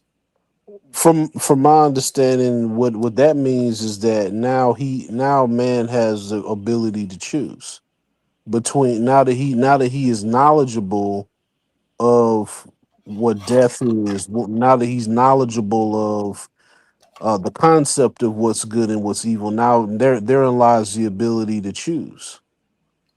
That's my understanding of it. Is it wrong to have the ability to choose?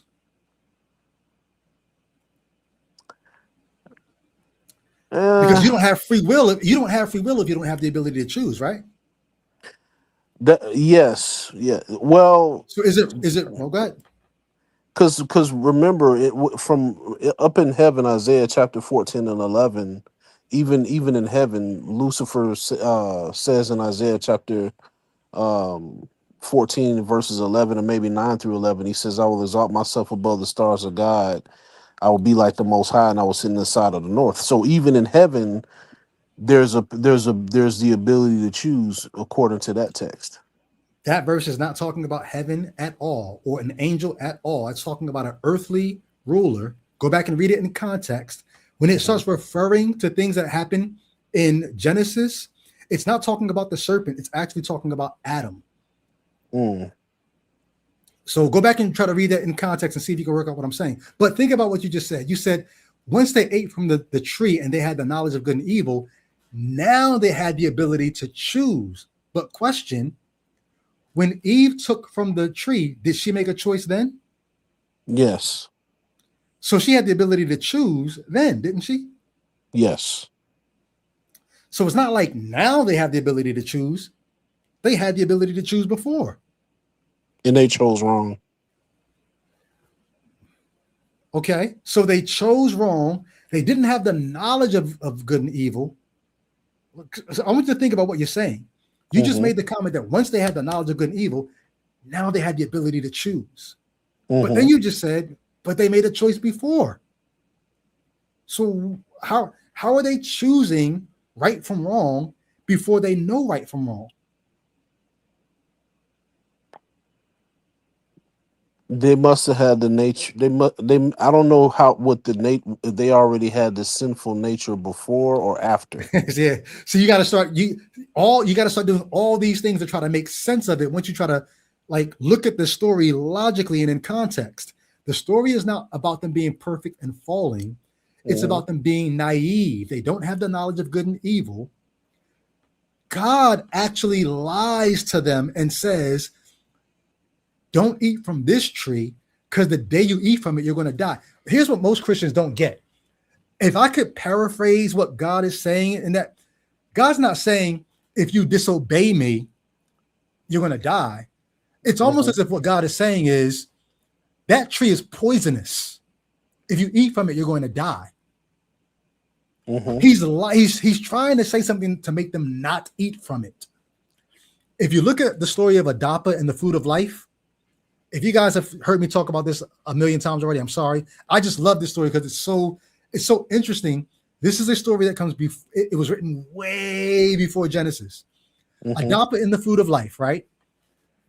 Adapa has a god, but a different god calls Adapa in for judgment because Adapa like destroyed some bird or something like that created the east winds or something. Adapa destroys the bird.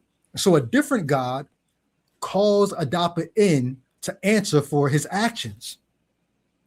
Adapa's God says to him, hey, when you go before that other God, listen to this here, check this out. Mm-hmm.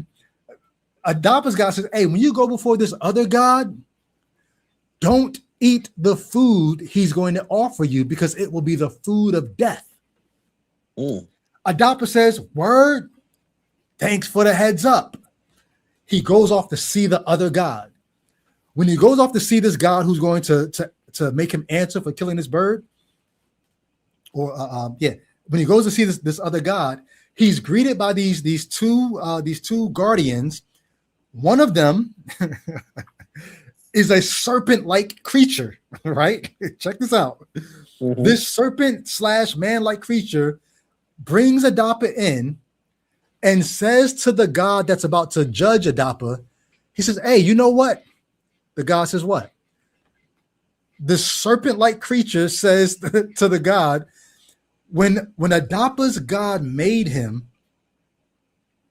he made him with wisdom like the gods. The only thing Adapa lacks, what do you think he is going to say?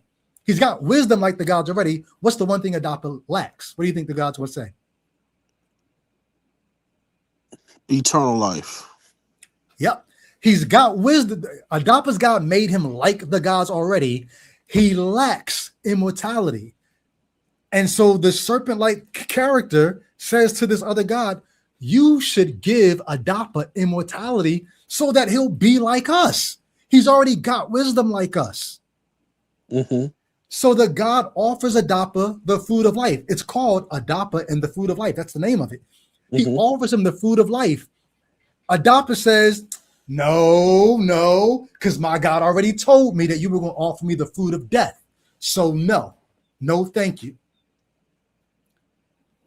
The God says, okay, can I at least anoint you with some oil and maybe give you a robe and clothe you? Adapa says, well, my God didn't say anything about that. So sure.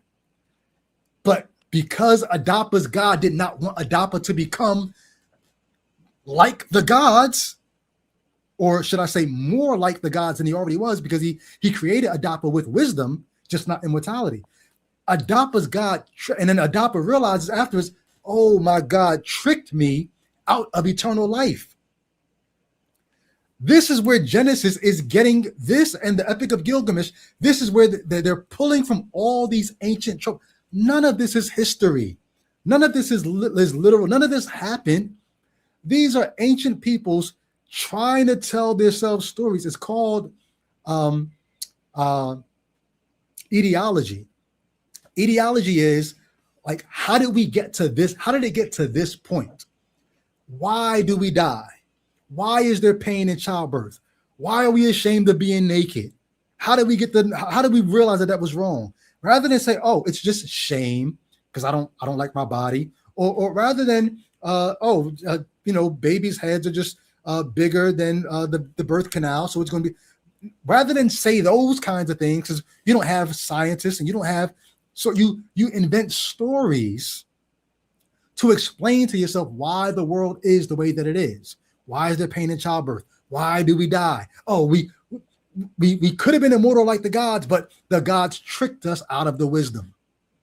This is what you're reading when you read Genesis. But then you get people coming along and say, "Oh, is that real history?" Because if that's real history, then we gotta keep the story going. That's all the Hebrew Bible is. It's all the New Testament is. Can we keep the story going? Why? Because we like several things we get from it. What do we get? We get simple answers to complex questions. We get comfort to think that there's a God on our side. We don't have this big question mark in the sky anymore. We got someone to pray to when the earthly people that we're asking for help can't help. This is what the Bible is. I didn't know this until in my mid to late 30s. I went around the world preaching that this thing was real and true. So with that in mind, with the story of Adapa and the fruit of life and the book of Genesis and the Epic of Gilgamesh and all of it, do you believe that there was a time on this planet where human beings were unable to die, unable to taste death? I'm sorry, say that one more time. Like with all of those things in mind, do you believe that there was a time on this planet where there was a human being that was unable to die, or unable to taste death? No, no, I've got no reason to think that. I don't know why I would think that. The record that we're able to find, the paleontology record Hmm. of everything that we find in the earth from species, not just humans, species overall that have lived and died. The record seems to suggest that death is simply a part of life. Okay. The beings on this planet, whether you're talking about trilobites, whether you're talking about microscopic bacteria, like uh, everything on this life is getting energy, trying to conserve energy, and then running down its ability to continue to metabolize to make new energy. And once you can no longer metabolize that energy, your life ends. That is Hmm. life. And you don't even get to human beings without death. The Bible story is that humans were here, and we're the reason why death is here because we sinned, and now there's death because we lost our access to the tree of life. No, the record in the ground, in the earth, shows that death was here long before human beings were here. And matter of fact, human beings would not be here without death. Other species, other life forms had to die to give rise to the modern human. Hmm. So I don't think that there was ever a time where death was not part of. And here's the thing, because one of the things that people who study this is called abiogenesis. One of the things that they're realizing right now is maybe we don't even know what life is because we keep talking about the origin of life. When does non-living material begin to live? And the one of the solutions that people are beginning to consider is maybe our idea of what it means to be alive is too rigid. Maybe this dichotomy between life and non-living and living material, maybe there is no cut and dry demarcation, which is why they start talking about our cells conscious, our atoms conscious, our, like, what is life?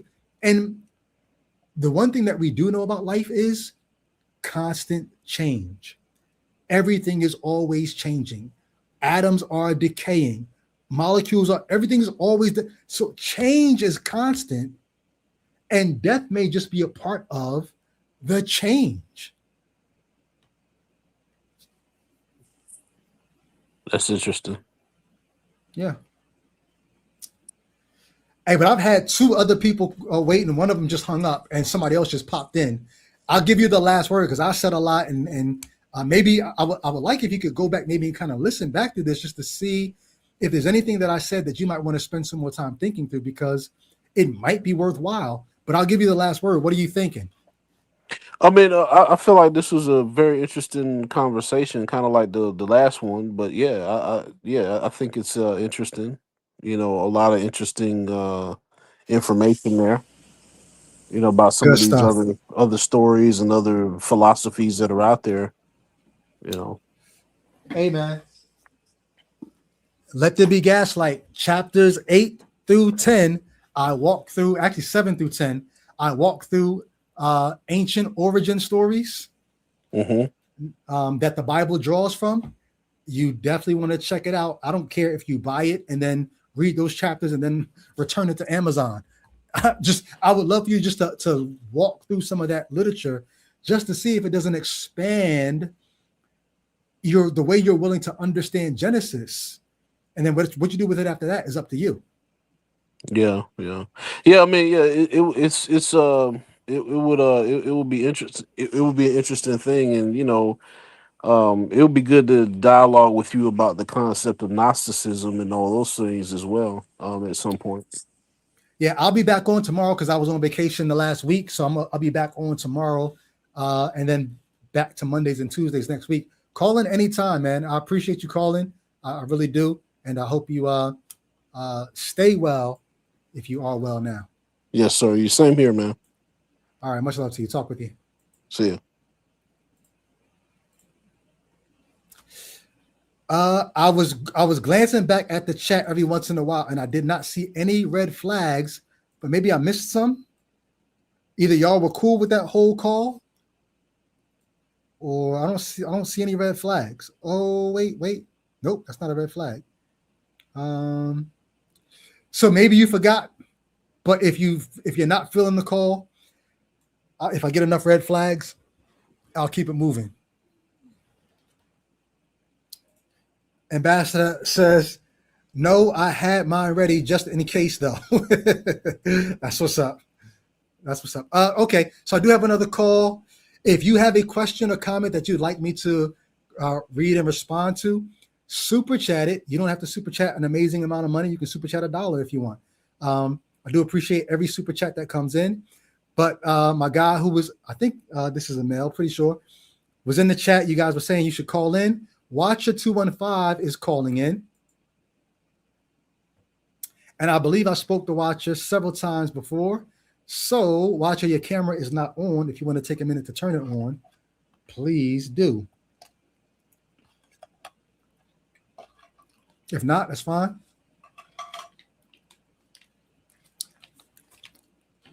All right. I'm about to pop some gummies in a minute. Can I just tell y'all, y'all probably don't want to hear me talk about gummies because I had horror stories, but I've had no horror stories since the last one. But when I was in Houston, I found some gummies that were 30 milligrams a piece, which is sort of my regular dosage. But I'm used to getting the packs that have like each piece is 10. So I got to pop 3 every time and it like depletes my stash. But while I was in Tampa, I found some. Each piece is 30 milligrams on its own. So I can just pop one of those and it's like 40 of them in a bag, which is like dope. So I'm set on gummies for like the next couple months. And my unique Monique says, gummy time. If I pop it now, it won't kick in for another hour, I think. So somewhere midway through this call, I'm going to pop these. But okay, Watcher 215, welcome back to Ichabod. Yo, Simon. What's good? You? Well, maybe I shouldn't Hey, say I'll take that. No, be good is good. Can you remind the folks, are you theist, atheist, agnostic? Where are you at with the God question? theist. Theist and Christian, correct?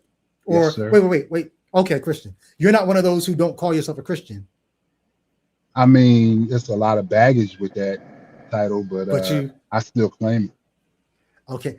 And I'll ask it. I know what you're going to say, but the callers don't. I mean, not callers, the viewers don't. The Bible is the word of God to you? Absolutely. That's the record of what Christ said. Is it infallible and inerrant? Yeah, in the spirit, like I told you last time. Same thing as the Yeah. last caller, right? In the spirit. But okay, so we're going to figure out what that all means.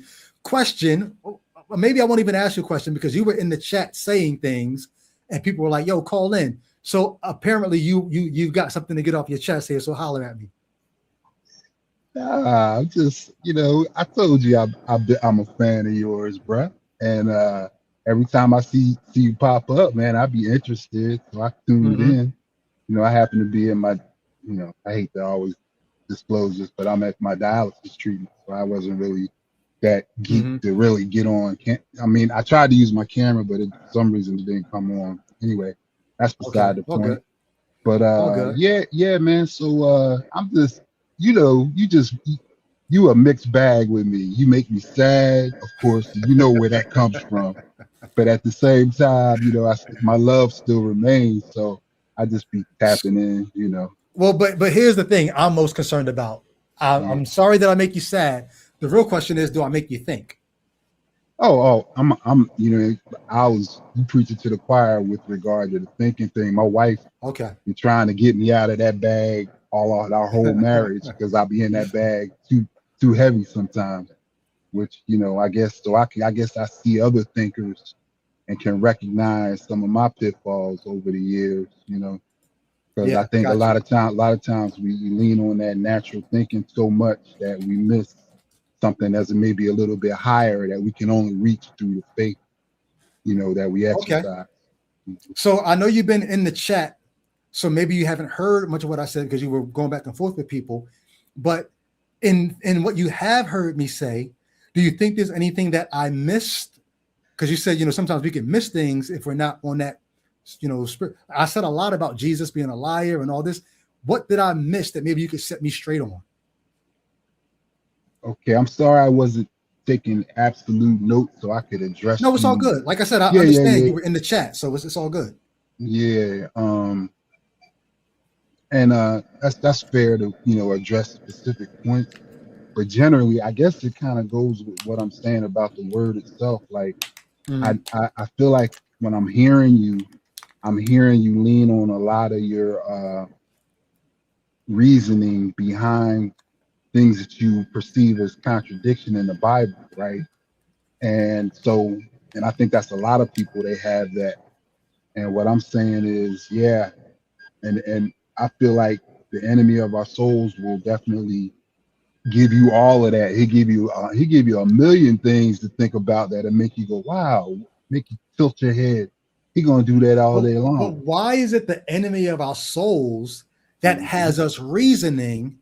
But it's the God who made us, made our minds, and loves us, who tells us, don't lean to your own understanding. Don't trust your mind. How is the enemy? It's simple. The answer is very simple because it's faulty.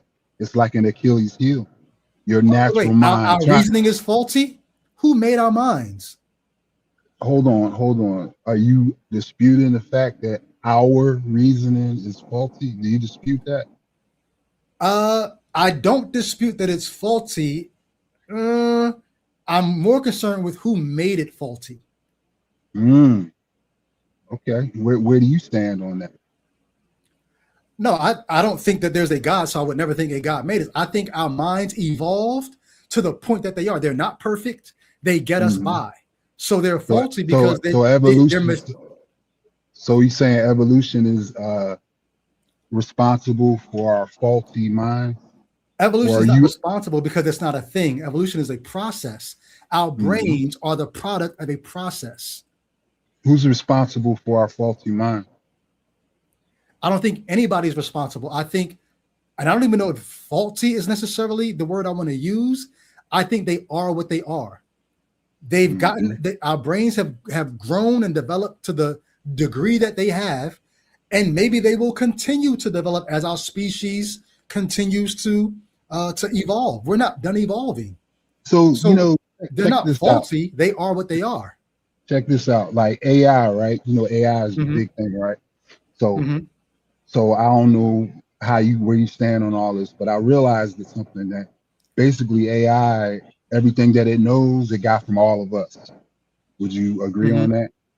Yes. So if our minds are faulty, right? AI, it can never elevate above the faulty nature of our own minds because we're collectively the ones that's feeding AI. Not necessarily, because there are pitfalls that we have that AI doesn't have.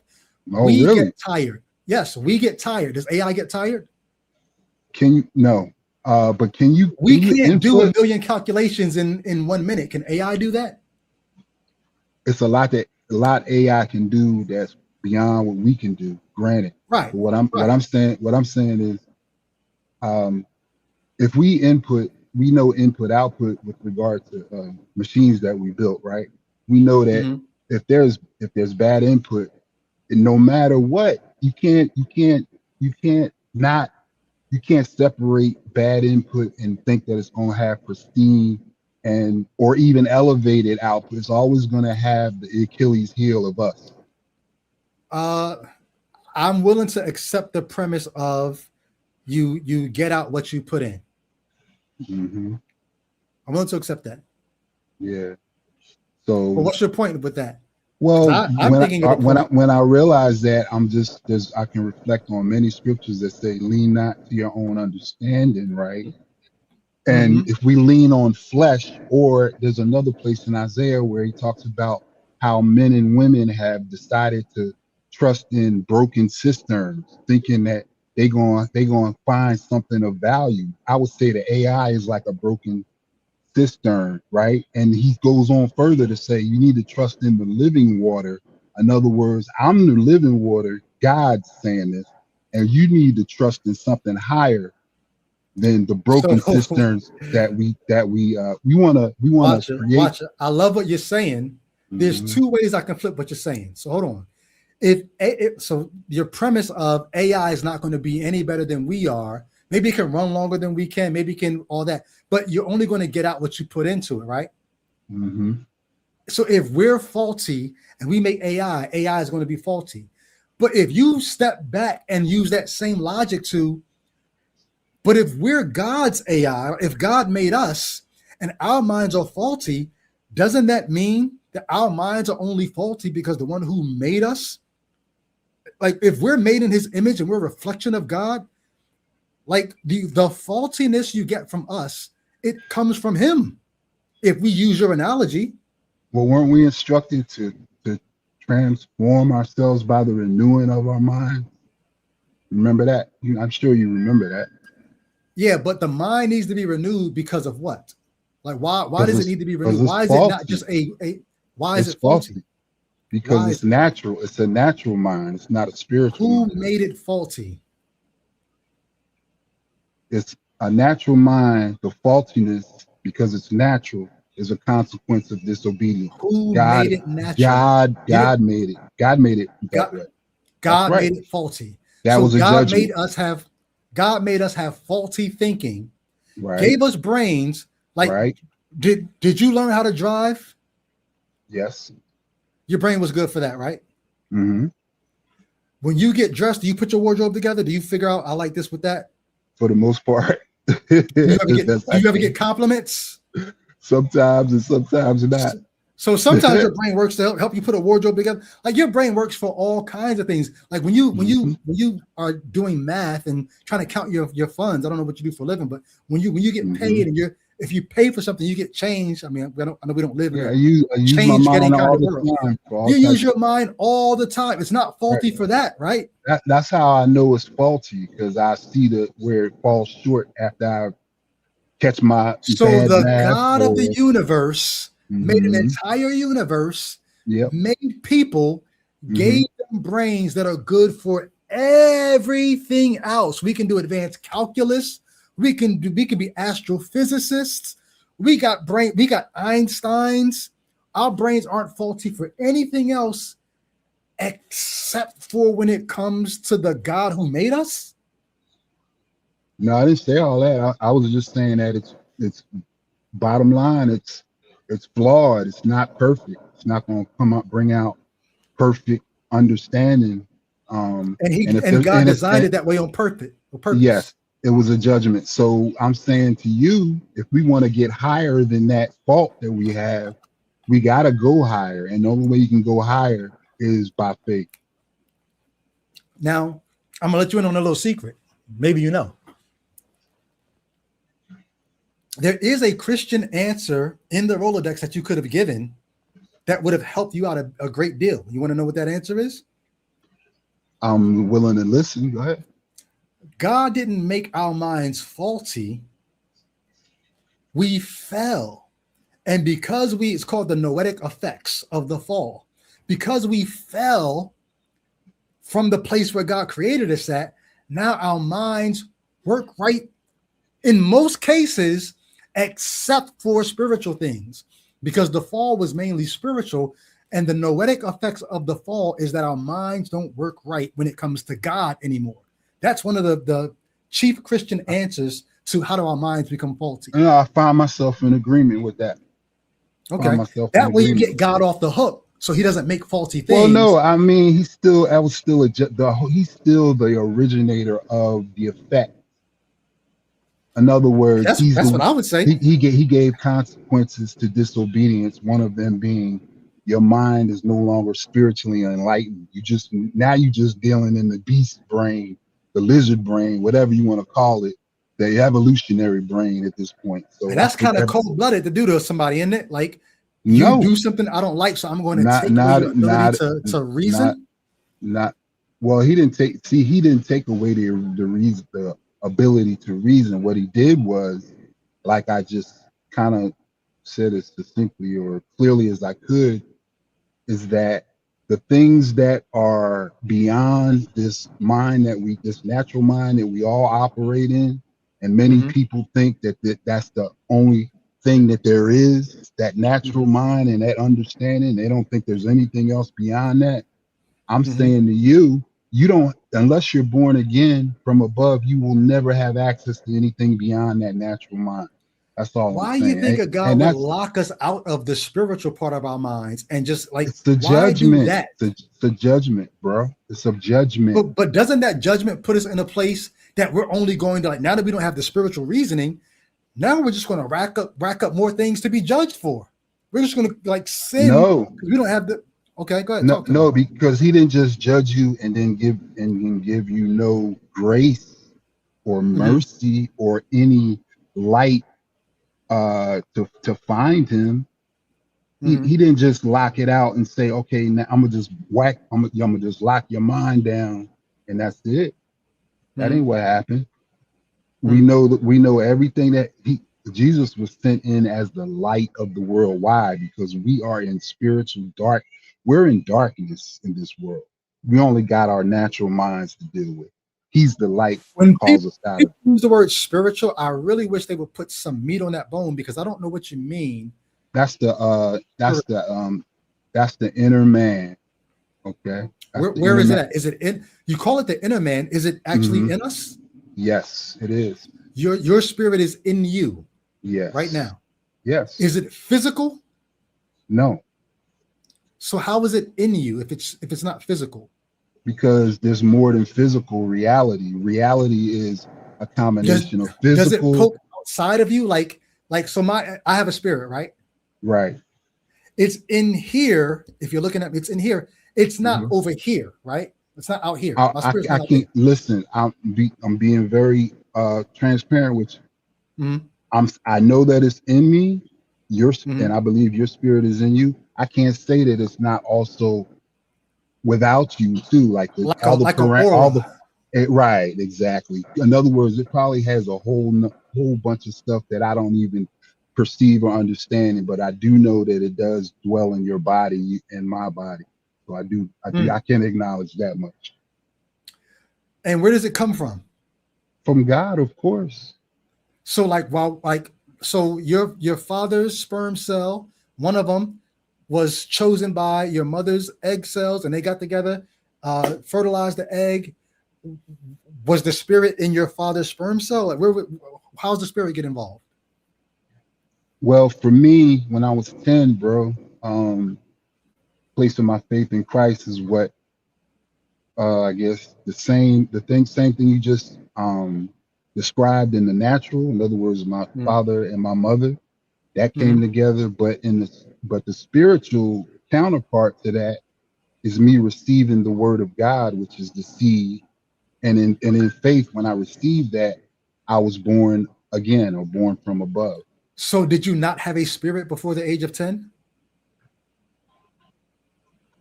That's a really good question, brother B.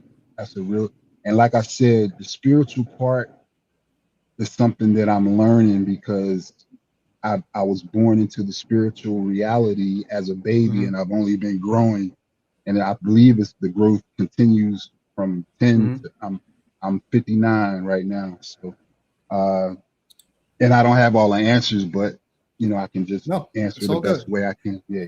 Let me flip the other way that I was going to take your AI analogy, right? You can't get out of it what you don't put into it, right? Right. If we're limited and our minds are faulty, our AI is only going to be the best version of the faulty minds that we have. Right. The other way I could flip this is, would you agree that if God is man-made, then God can only be as good as the people who made it up? It can't know things that the people didn't know. Absolutely. It can't. Okay, the God is limited to its creators if a God is man-made. Right. So that's the big question that the debate, Right. So basically, many people, like right now you are, and many people in the chat and people listening to all this, they're making the contention that we made God. In fact, I actually saw somebody had a little saying that said that. It said, man, what is it? God, how everybody says man was made, well, the Imago Dei, right? Man was made in the image of God, but they flipped it and said man made God. We're not made in God's image. God is made in ours. Yeah, there you go. Yeah. So I don't agree. I just don't agree with that. I absolutely don't agree with that. But go ahead. Can I tell you why I do agree with it? Go ahead. Because the principle that you laid out is actually one that I agree with. You can't get out of it what you didn't put into it, and what you put into it is what you're going to get out of it. What your mind was able to conjure up, that's what your AI is going to spit back to you. In the same way, well, maybe I wonder what you think about this.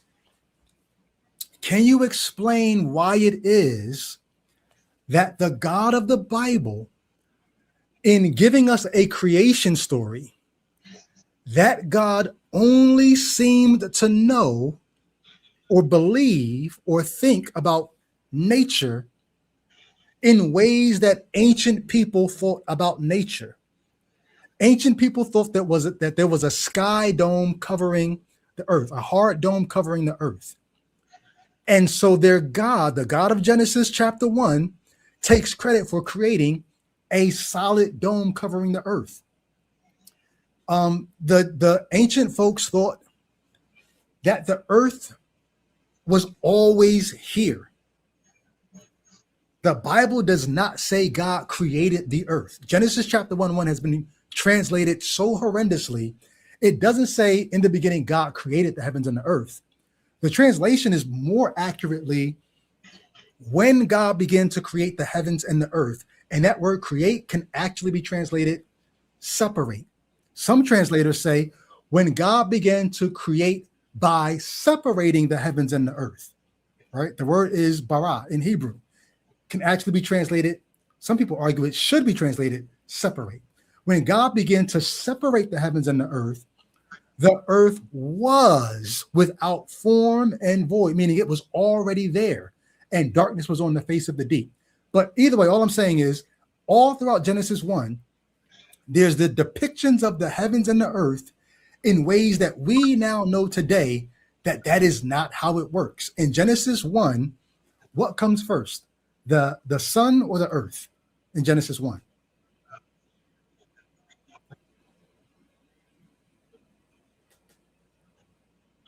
Off the top of my head, I'm not remembering because I was trying to Okay. focus in on what you're saying. But Okay, yeah, it's all good. I had a question for you though. Like, so in other words, we gotta everything science declares about how it all started and everything that they discovered, quote unquote. We should believe that testimony, right? Above Well, it's not we should what. believe the testimony. We should look at the evidence that's being presented and test it and see if it tracks. Can we Mhm. do anything productive with that information? And Because after I've we never do been out. after we do all that, right? Mhm.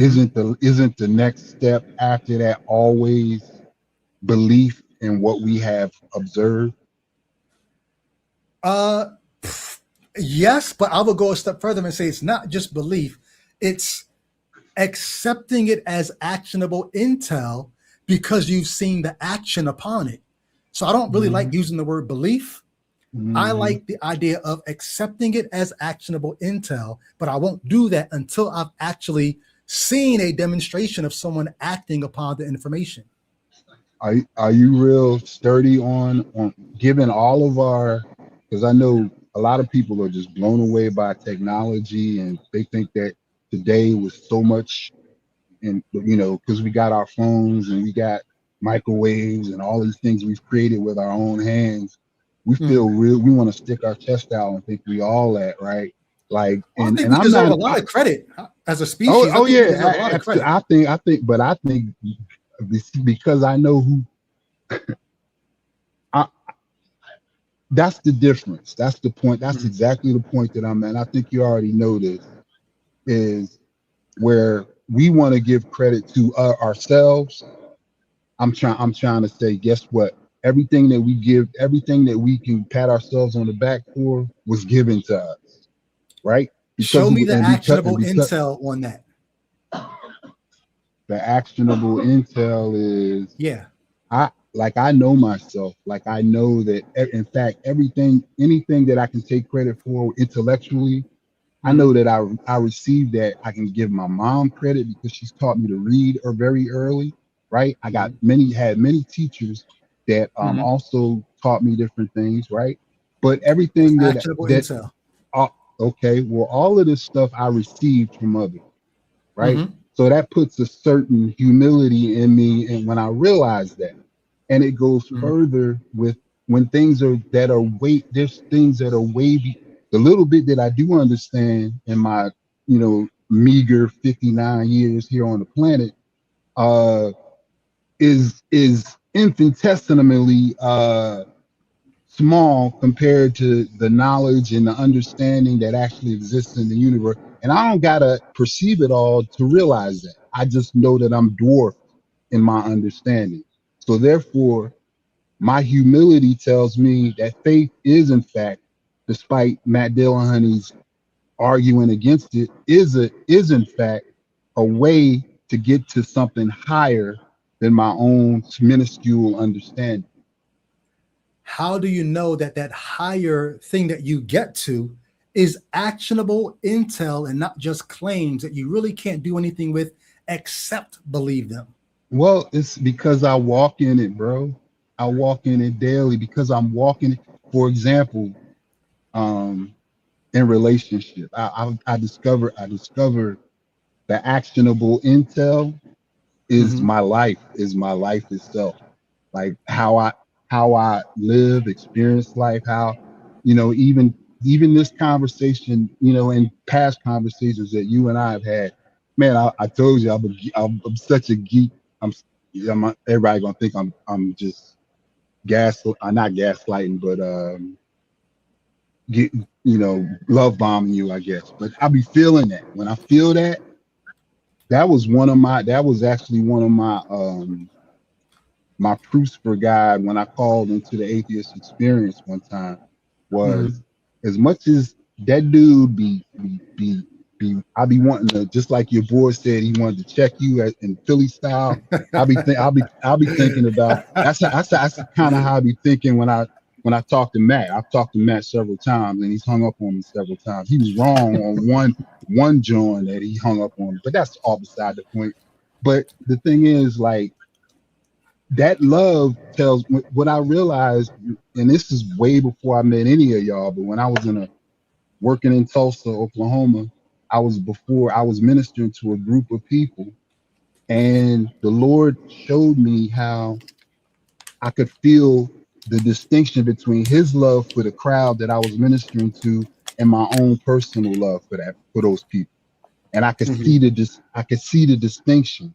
And for me, that was a revelation that, wow, God, that is a powerful thing, because despite how I was feeling about old boy on brother Matt, my man Matt, I was that love persisted. Like, it was like, but guess what, Jeff? I love this man. I felt it. I was like, wow, God, but he's saying this, that, and I'm feeling a certain type of way. He's like, no, I love him, and that was very powerful for me. Very powerful.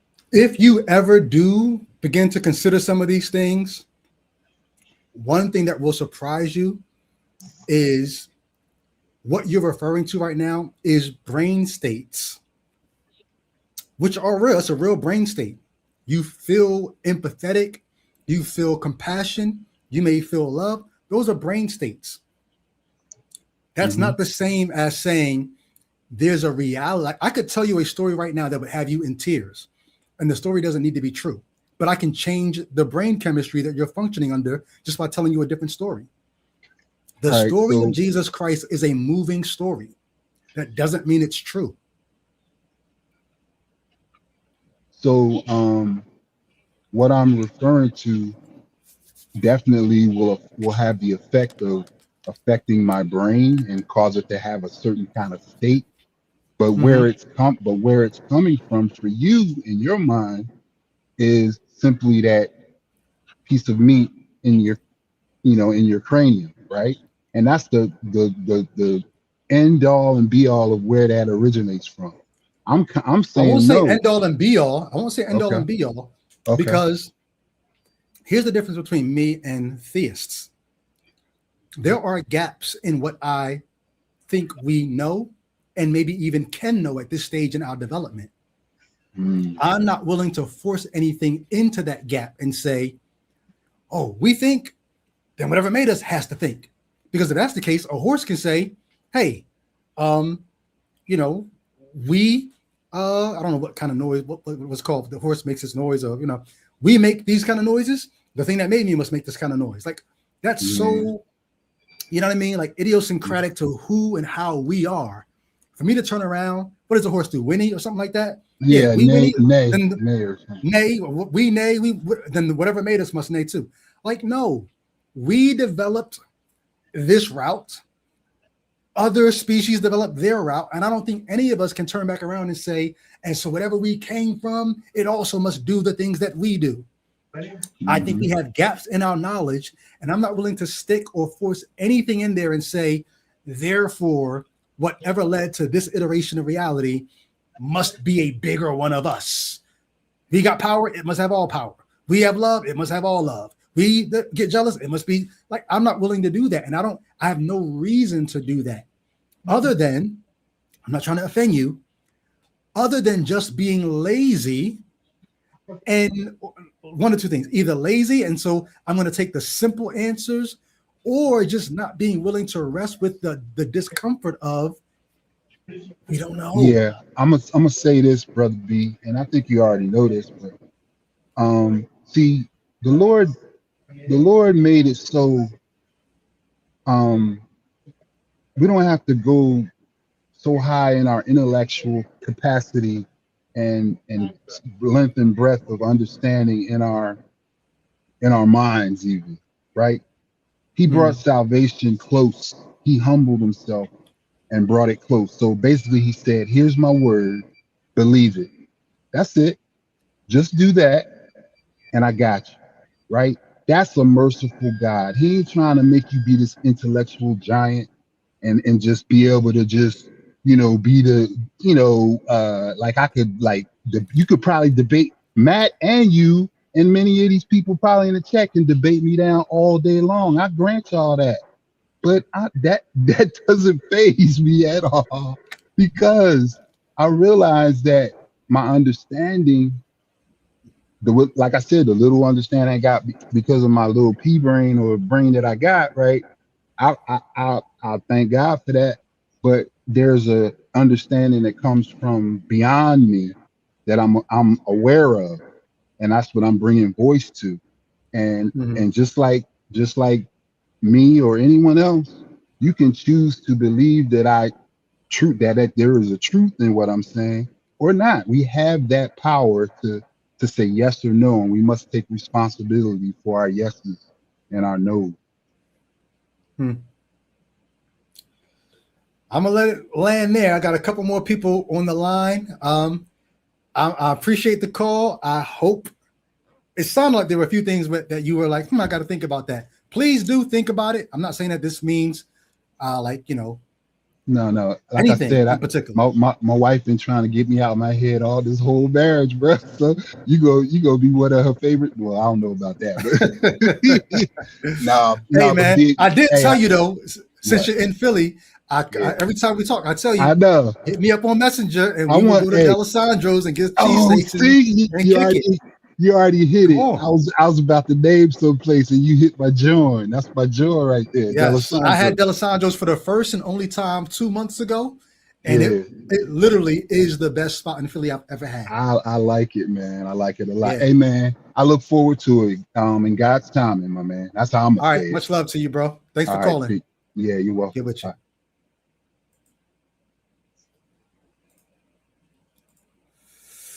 All right. Let me look. See what y'all are saying in the chat. Sometimes I pay attention to the chat. Sometimes I don't get a chance to. Okay. All right. So we are coming up on 3 hours, but we do have another caller. So I'm going to actually go ahead and take the call. I know this. And do y'all want to give any disclaimers? All right, Derek, sit tight while I just give a disclaimer. Can I? Matter of fact, I'm going to bring you on to give my disclaimer. I'm not even going to do you like that. As soon as you unmute your mic, I'll bring you on.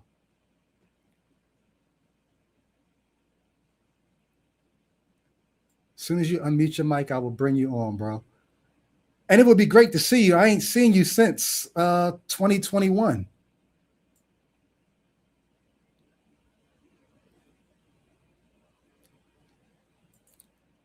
Maybe you're away from the.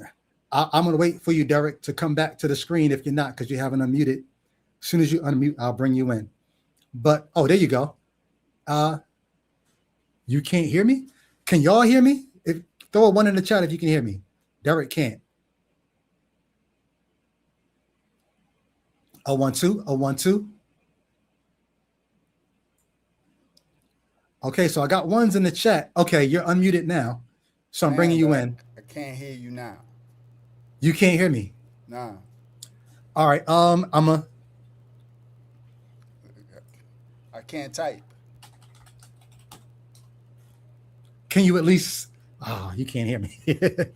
Let me do this. Let me go out and come back in. Let me do that. All right. That's exactly what I was going to say. Let me see. All right. So if you are, I'm surprised Instagram is still banging with us. Maybe we passed the threshold because it used to kick me off after 1 hour and I had to go back in. I'm going to remove him and kick him from the studio. I'm going to put this in the chat. If you get a chance, go to my, my TikTok and follow me on TikTok. The name is Fanatic Talk. Follow me there so we can get the numbers up. That way we can start going live on TikTok to get more callers in. But the day's been pretty good. There've been good calls. There's not been a whole lot of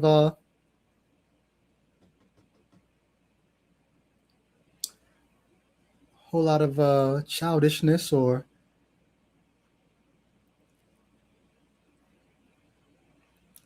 yeah. So Derek is hip hop that y'all been talking to in the chat. I'm sorry, Facebook. I always be neglecting y'all. Once I get in stream mode, I never go back to look at the John. Let me see what's happening on Facebook. Anything? Doesn't seem like a lot. If you are on Facebook and you want to come join us, feel free to come find us on YouTube. All right, Derek, I'm about to bring you in now. Hold on, let me see some of these comments on Facebook real quick. All right, it's nothing I need to pay attention to. 1 2 1 2. Derek, can you hear me? 1 2 1 2. I can. Yes. Okay, so I hear myself feeding back. So you either need headphones or to turn the volume down. Okay. Let me grab some headphones. Hold on. Noon, thank you so much for the feedback. So I want to give you guys a little bit of the history between me and Derek before we begin to talk here. Do I have it? I think I actually have it here. Is it?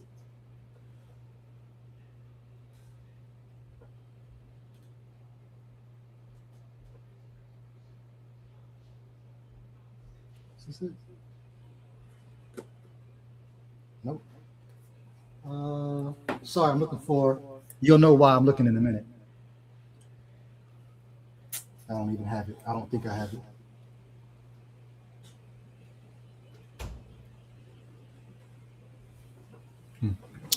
All right.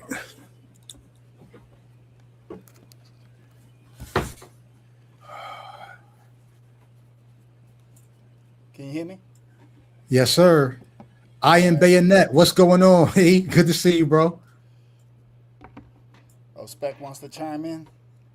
I had a few people tell me very recently, like people that I know that be commenting in the chat, but I don't know their screen names. So it's good to realize, oh, this is so-and-so. But what's up, Derek? What's good with you, man? What's going on, man? Listen, I got your book. I sent you like 3 messages already. I saw one message. I saw one. Which was that the email? Email, yes. The email, okay. So yeah. You sent other messages somewhere else? Yeah, I did it in the comments on a couple of your lives. Just I never see those. Okay. Yeah. Well, not never. I don't know what I see when I'm going to see it. Can I real quick, before you go into anything, can I just let people know the background of the conversations that we've had real quick? Absolutely.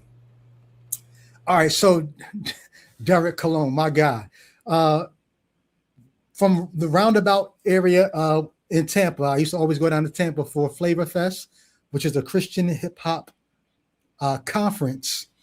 And I think that's where we met, correct? Yeah. Through Tone. Yeah. Through Tone, okay. Yep, at Tone. So Derek was part of a church that was that I did ministry at and with for much of my Christian life. I mean, since the late 90s, early 2000s, I was connected to that church in Tampa through friends, and Derek was there. Derek and I think maybe we connected on Facebook and we kept in touch. And then somewhere in 2022, when I came out with my deconversion video, Derek and I began to talk. Was it on the phone? Or how did we converse? Nah. This is before you're missing the whole thing. Talk to me. You came to Tampa. You reached out. We went to lunch. Mm-hmm. This was before you put the video out. This was before you did anything. Yeah. We went to lunch because I'm we went to lunch at the vegan spot. Okay, yeah. That's right. Yeah. Okay, right? Yeah. Okay. And then that night I brought you the Ken Ham book we built at your father's house. Yeah. And then you had told me, I'm writing a book, but I'm also gonna eventually announce this. And then I forgot all about that. Yeah. Okay. So I kind of got the scoop, before the scoop. Before a lot of people got the scoop. And we talked, and then afterwards we were, building. And I remember a bunch of texts. I remember a bunch of text messages. So we were going back and forth, debating Genesis and how words are used and all that via text. Yeah. After you were already back in Philly and the video had come out, and then we talked a couple of times. Okay. And Yeah. then I'm not trying to be an asshole when I say this. I think at some point I ended up blocking you on Facebook, didn't I? Am I remembering that right? Nah, not on Facebook. You blocked me. It wasn't on. Nah, yes, it was. It had to be. It was on Facebook. It was Facebook. Yeah. It was Facebook. Mm-hmm. Yeah. Now I'm just curious because I don't think we talked until you started watching this channel, and then you emailed. It had been a couple of years from the time I blocked you until you emailed this channel. Why did you think I blocked you? Did I explain it to you, or what did you think? Yeah. You know, it was a whole bunch to it. The going back and forth. You know, me bringing out stuff. At some point, you just said these were your words, man. Just leave me alone, and you blocked me.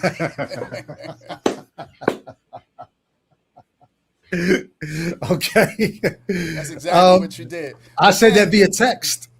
Yeah. No. Okay. It was on. Yes, it was a text message, and then you blocked me.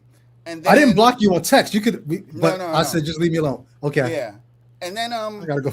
I'm gonna go back and see that now because I'm sure you're still on my phone. Was it a couple of months ago that I came on the show and chopped it almost feels like a year ago at this point, but no, maybe bro. it wasn't that long ago. No. It was like I'm 2 tripping. months ago. Yeah, 2 months Okay. ago. It was one of your. It was I know it was Resurrection. It was on the Resurrection. Okay, you actually called in. Yeah, I called in and we chopped it up. Yeah.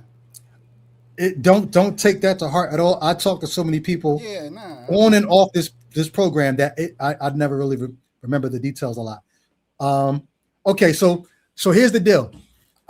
Just in case it wasn't clear, I block people after a certain point when it seems like I've said everything I can say, and you've said everything you can say, and we seem to only be going in circles and not getting anywhere.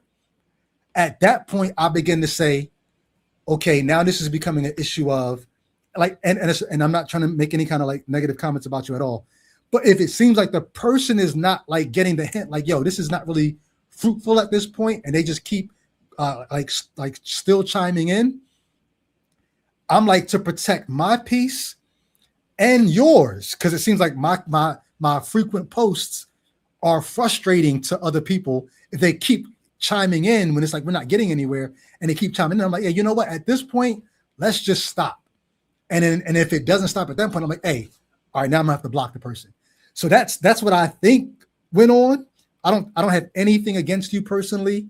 There's no other reason why I would block you. I just felt like we're spinning our wheels and it's not going anywhere, and it's becoming frustrating. Let me help us both just get some peace so that we're not going to have these conversations anymore. That's what it was, just in case you didn't pick up on what was going on. I mean, I'm confused because we literally just had this conversation, Resurrection, when you did the Resurrection. So we had this conversation. I said this to you already? Yeah, man. Yeah. Yo, I'm so sorry, yo. Like I said, it's all right. You didn't bring up the phone. You didn't bring up the phone blocking thing. You were just like, let's catch up. Let's talk about people can go back and watch it. Let's talk about how we connected. We were in the restaurant. You even brought up we were in the restaurant and we talked about So yo, literally, I'm saying this for your sake and people who are watching. Literally, bro, there's probably 1 or 2 days out of the week where I'm not going back and forth, not like adversarially, just having conversations with Christians all day long. And so sometimes it's just like, I don't know who I talk to and when. So it's nothing the fact that we had this convo, it slipped my mind. It's all good. And that's when we did the Resurrection conversation, you said, did you read my book? I said no. You said, let me I'm gonna send it to you. You sent it to me. I'm on chapter 3 right now. And so I said, you gotta go much further. You gotta, okay, well, go ahead. I understand. I know. Yeah, I know. I know your thought process on the First book. of all, So I appreciate you for even reading, for taking the time to read it. I appreciate yeah, that. yeah. So I figured let's because you reached back out to me after you sent it. You sent me an email, Hmm. said, "Did you get the book? Did you start reading it?" I responded. Um, so I said, "Well, why don't we just do your first point, light versus lights, and start having that Oh yeah, conversation yeah, yeah, yeah. on here, and we could do a series. We could go. We're not jumping around the book. We could go through the book. Until you said that, I, Hmm. I like once you said that, I remember reading that. Did I Yeah, yeah, respond to yeah. that or no? Nah. I've been Okay. looking. That's why I got on Yeah. today. I'm like, I'm gonna bug him until And some you know what? I don't prospect that take any offense to that at all. I need nah. that because I got a to-do list of people to respond to. And I'm just, damn, another day went by when I didn't get to that. And so responding to you is on that list. So I Okay. don't mind you saying, hey, still waiting to hear back. That's perfectly fine. But here's what I will say. I don't want to go into the light versus lights conversation right now because Nah, me I neither. typically I'm on here for 3 hours and it's Yeah, already yeah, at yeah, 3 hours. So, yeah. but we Nah, can I we can don't do either. something kind of lightweight right now. Yeah, no, Yeah, I didn't want to do that now either. I think for that, I think we should really do a complete set show, a aside. segment. Yep, Yeah. yep. Now it's your choice. We could do it live. I'm definitely I like live. I like live I because I like think live. it's always So beneficial for other folks to see. People want me to. One of the things I like about Derek, you're seminary trained, right? What did you do, a MDiv or PhD? What did you do? I have a BA in biblical studies and an MDiv in theological studies. Yes, and then a Okay. doctorate in education. So people Yeah. always want me to talk to Christians who are not just like they can't represent where they're at. So I Right. know you and I have talked about Mark 13 before. We've talked about issues in Genesis before. Um, if you're I really want to see where you are after you read some more of the book because Yeah. we didn't get anywhere back in the day when we were talking before. So I'm like, what's No. going to be different now? But You know what? One question I do want to ask you while it's in my Mhm, head, just one question, and this really doesn't have to do with the I'm gonna call it the theology of your book. Um, mhm, as I was reading your story, you had made a statement, and you told me this. You said, mhm, I wasn't. I'm paraphrasing. mhm. I'm no longer gonna look for God in His Word. I'm gonna look for Him in Need His to see him world. in his world. See Mhm. Him in His world. And in the book, it kind of confused me because in the book you said, and now I finally see Him in His world, but then you kept going. Yeah, there's a part of the book where you actually said, I see Him in His world, or I saw Him No, in no, His no, no. world. So So here's what I help me understand. Yeah. yep. So yes, in 2015 when I graduated, 2014 the foundation began to crack. 2015 I graduated, and when I graduated, I prayed. Said, God, I can't read this book anymore. I can't see you in here because of the contradictions and issues. I need to see you in your world. And what I said in the book is once I graduated, I began to just live my life looking for God to show up.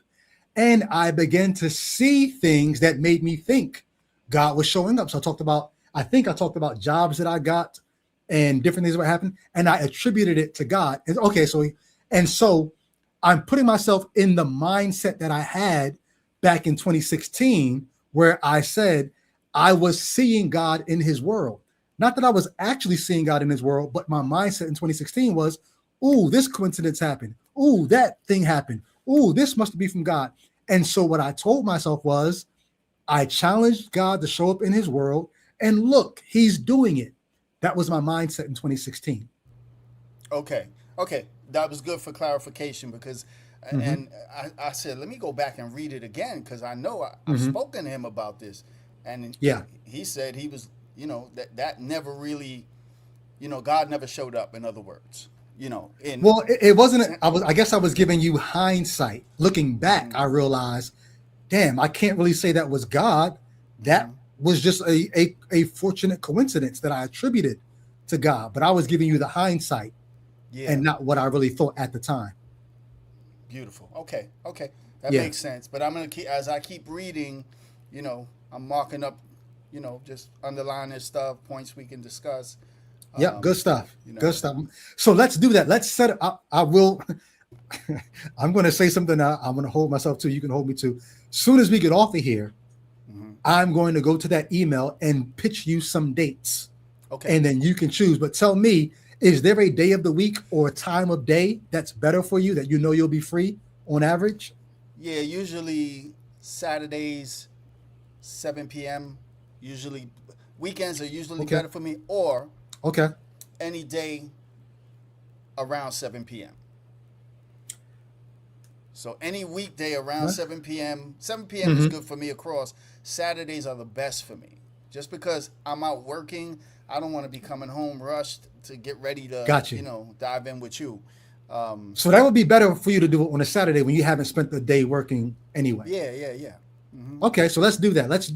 I'll pitch you some Saturdays, and then we'll go from there. I'll look forward to it. Yeah, okay. One of the things, and again, I wanna make sure I heard you correctly. You were Mm-hmm. just talking with the Watcher. gentleman, yeah, the watcher, Mm-hmm. and y- y- I could have sworn I heard you say this. Now, Mm-hmm. maybe I misunderstood what you said, but did you say that God didn't create Earth according to Genesis? Yes. Okay, okay, so you did say that. All right. Yeah, and you won't get there until chapter 8, which I would love to hear your feedback on that chapter. Okay. All right. So now, see, but now you're gonna make me jump to chapter 8 to just to see which. And that's fine because chapters 4, 5, and 6 are about evolution. So you can Okay. skip those chapters and just go from 3 right to 7. Okay. So real light. Let's do a real light thing. And I know you've been on here for a minute. I don't even know how long you've been on here. I just 3 happened to hours come so on. far. Okay. So when you say that according to the Genesis account, God didn't even create the earth. The earth was already there. This is what Hmm.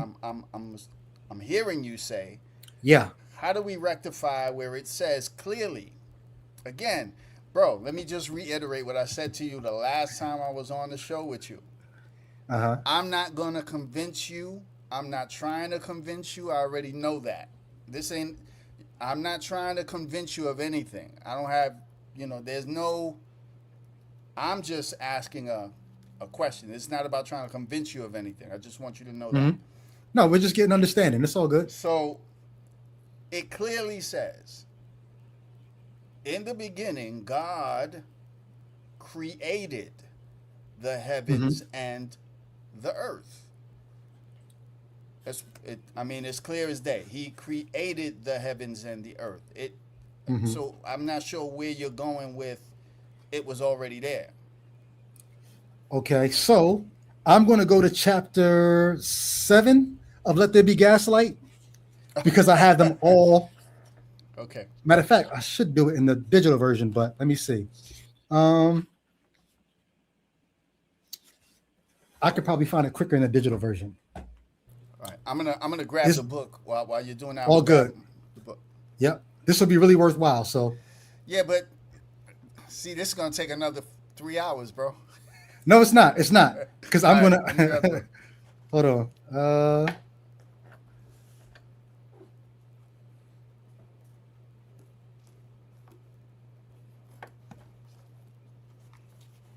Okay, I'm here. All right. All Where right. you So at? it's in chapter 8. I can't tell you the page number because I'm on the digital and the Okay. screen is very, very small. Chapter 8, 172. Let me see. Okay, I'm there. Origin stories and revisionist history, part 2. Yes, sir. Okay, Yes, sir. go. I'll try and All right. find where you are. So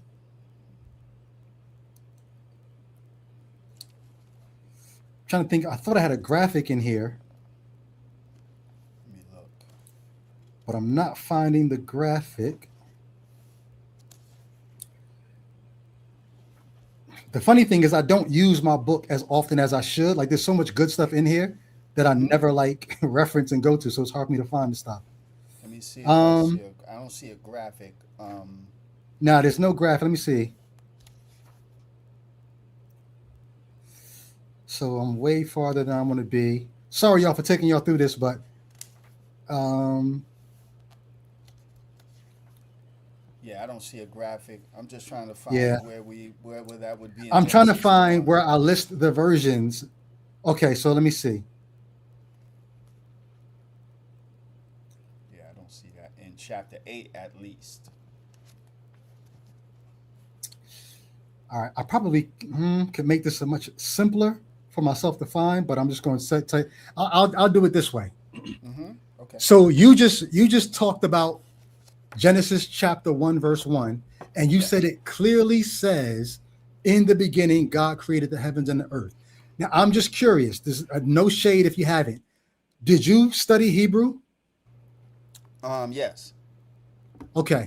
I had So to. are you aware? You had to. Yeah. So were you made aware of the interpretive choices in Genesis 1:1, meaning the Mm-hmm. different ways that it actually can be interpreted? Yeah, of course. Yeah, they took us Okay. not So, not not okay. not just in Genesis 1:1, but just in you know biblical Hebrew as a whole, biblical languages as a whole. There's Right. different But words. it's Yeah. in, it's specifically important Mm-hmm. that you answered the question that I just asked, which is, were you ever walked through, or did you ever have to physically translate yourself and realize the potential ways that Genesis 1:1 can actually be translated? Have you ever looked at the different options there? No, looked at the different Okay. words. Yes, not the different options, in the sense that it could have been translated this way. It could have been translated this way. I've seen the wording and understood why the translators chose to use that word. But again, Right. I'm Right. open to But hearing so what here's you're the talking deal. about. When you Mm-hmm. say you understand why the translators chose to use that word, would you agree though that different translators are going to have different reasons and choose to translate different words differently? So like if you got one Bible society over here translating the ESV, another Bible society over here translating the NET, another one over here translating the King James, another one over here translating the CSV, all those different Bible societies are going to lean on different reasons for taking Genesis 1:1 this way versus this way versus this way versus this way. You agree that that's what happens, right? I agree to a degree. That's it's not that simple. It doesn't. Again, we've talked about this before. We've talked about the manuscript families and how that now this is important. It's extremely important because it depends on what manuscript family you're using to I'm not translate. talking about manuscripts at all. Well, that's what we're talking I'm about. talking about interpretive choices.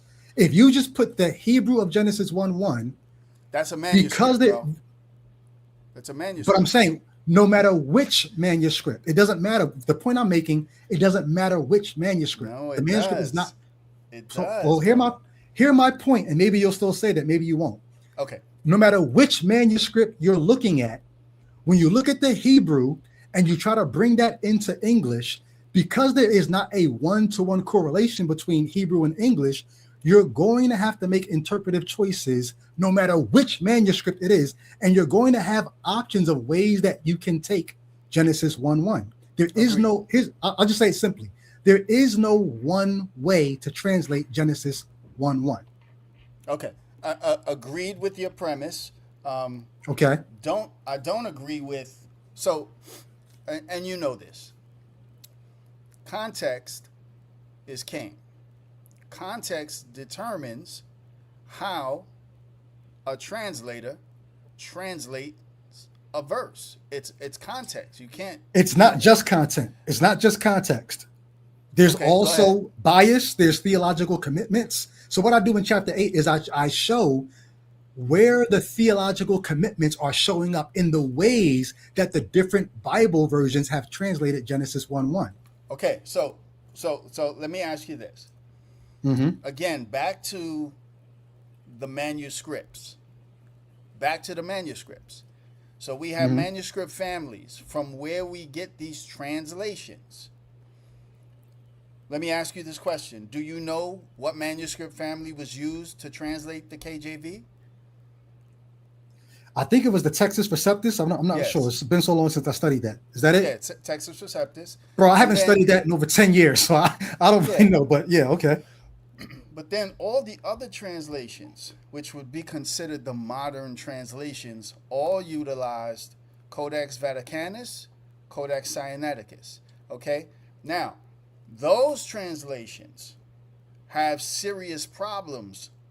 I'm sorry, not those translations. Those manuscripts have serious problems according to what some biblical scholars say when they look at these different families. Okay. What I want to know from you is the word earth there. If I'm reading this, just Genesis 1:1, right from here. If I'm reading it, I just read it in the New King James. If I read it in the NIV, in the beginning, God created the heavens and the earth, okay? If I read it in the ESV, in the beginning, God created the heavens and the earth. I mean, there's no place I can go outside of a real, I've never read a modern translation that didn't say that. So my question to you is, if it says that, what does the Hebrew say that's different? Are you saying the Hebrew doesn't say that? Once again, because there's no one-to-one correlation between Hebrew and English, you have to figure out if the verb, if it's in an aorist tense or past tense, are there any literary cues that tell you that this isn't necessarily a past tense? The context of the passage could tell you that. Hold on, you mentioned the ESV and the what else did you just name? The NIV and the ESV. Yeah. All right. Can you turn to the NRSV?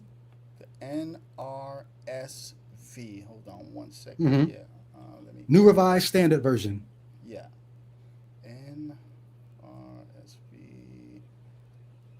I'm in U version, so I'm trying to pull it up.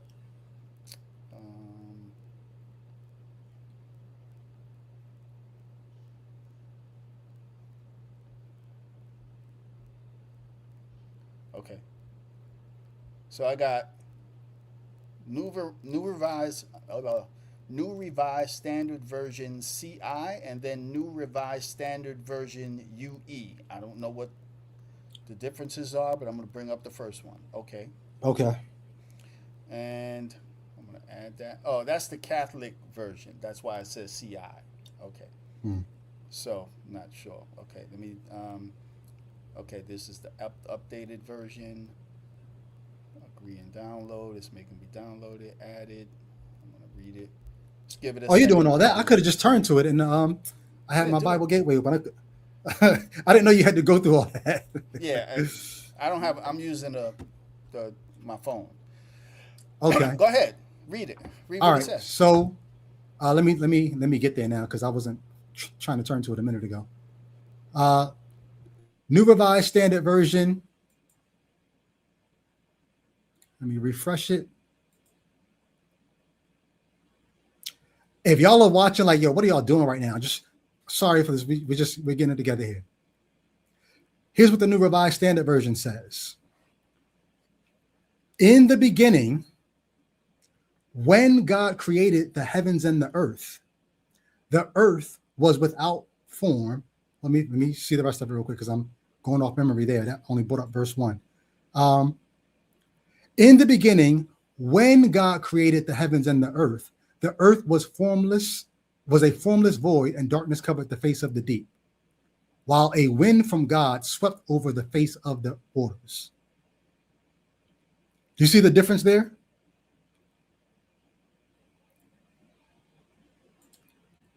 I'll read it again. In the beginning, when God created the heavens and the earth was a formless void.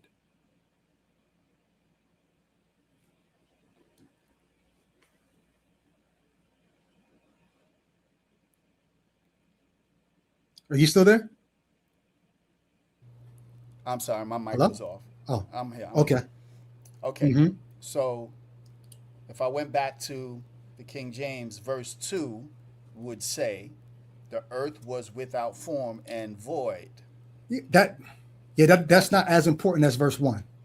Okay. Do you see the difference between in the beginning God created the heavens and the earth, and in the beginning when God created the heavens and the earth was formless and void? No. You don't see any difference there? No.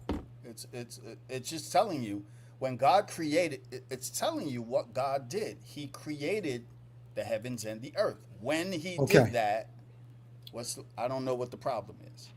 Right. So the problem is this.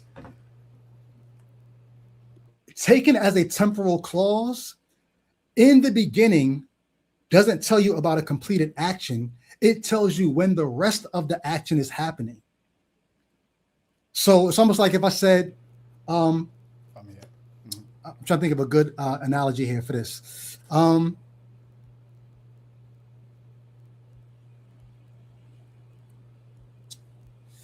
If I said, I'm trying to think of something on the spot. In the morning, when I go for my walks, I like to listen to music in my earbuds, whatever, right? In the morning, when I go for my walks, that's different than in the morning, I went on a walk. You see the difference? One, in the morning is telling you when the other action happens. The other, taken as a completed action, is telling you what I did in the morning. Okay, so I'm in the NRSV. That's where you wanted me, right? Mm-hmm. That's one of the ones. Let me read that. When God began to create the heavens and the earth was complete chaos, and darkness covered the face of the deep. That's the version I was wanting you to read from. You said that's the NRSV? Yeah, the NRSV, yes. I did the same thing you did. I pulled up the anglicized version, which doesn't read like the one. So which one did you just pull up? It is the updated. Update. That's the one I wanted. The updated. Okay. I was wondering why I was reading so far. I was still trying to pull it out of there because it's still there in the version that I read, but it's a little harder to see. The version that you just read, that's the one. Yeah. So let's read it for the folks one more time. Okay. When God began to create the heavens and the earth was complete chaos. Do you see the difference between that and in the beginning, God created the heavens and the earth? No. So if I'm using modern language, in the beginning is the same thing as when God began to create the heavens and the earth was. That is not the same thing. It is. That's not the same thing. So in the beginning tells you there was nothing before that. When God began to create tells you nothing about what happened before. It's just telling you, it's a timestamp. It's telling you when the rest of the action is happening. The rest of this action is happening when God began to create the heavens and the earth. So my question is this to you. Is there any place in the Hebrew Bible that does not say, in the beginning, God? When you say, is there any place in the Hebrew Bible, this verse is only the idea of God in the beginning, God, or when God begins, that's only here. Okay. There could be no other place. My point exactly. Hold on 1 second.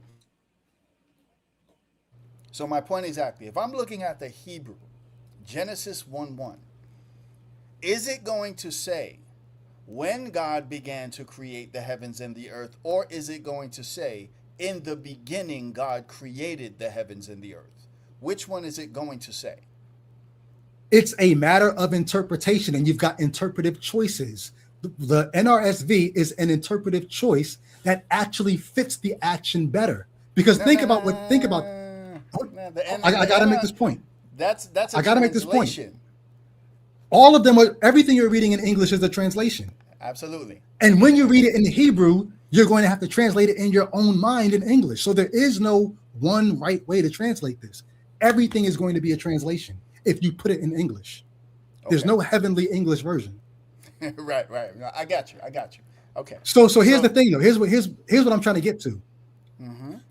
If this says when God began, just look at the NRSV. When God began to create the heavens and the earth, the earth was complete chaos. If he's beginning to create it and it's complete chaos already, that means it has to already exist for it to be complete chaos. The earth already has a condition when God begins to create it, not after he created it. This doesn't say because he created it chaotically or because he created it without giving it shape. This says when he begins this action. That's what I meant when I said it's a temporal clause. When he begins to do this, the earth already has a condition. That means it exists already. And this story is not the complete beginning. This story is the beginning of when God begins to order the heavens and the earth. It's not creating them from nothing.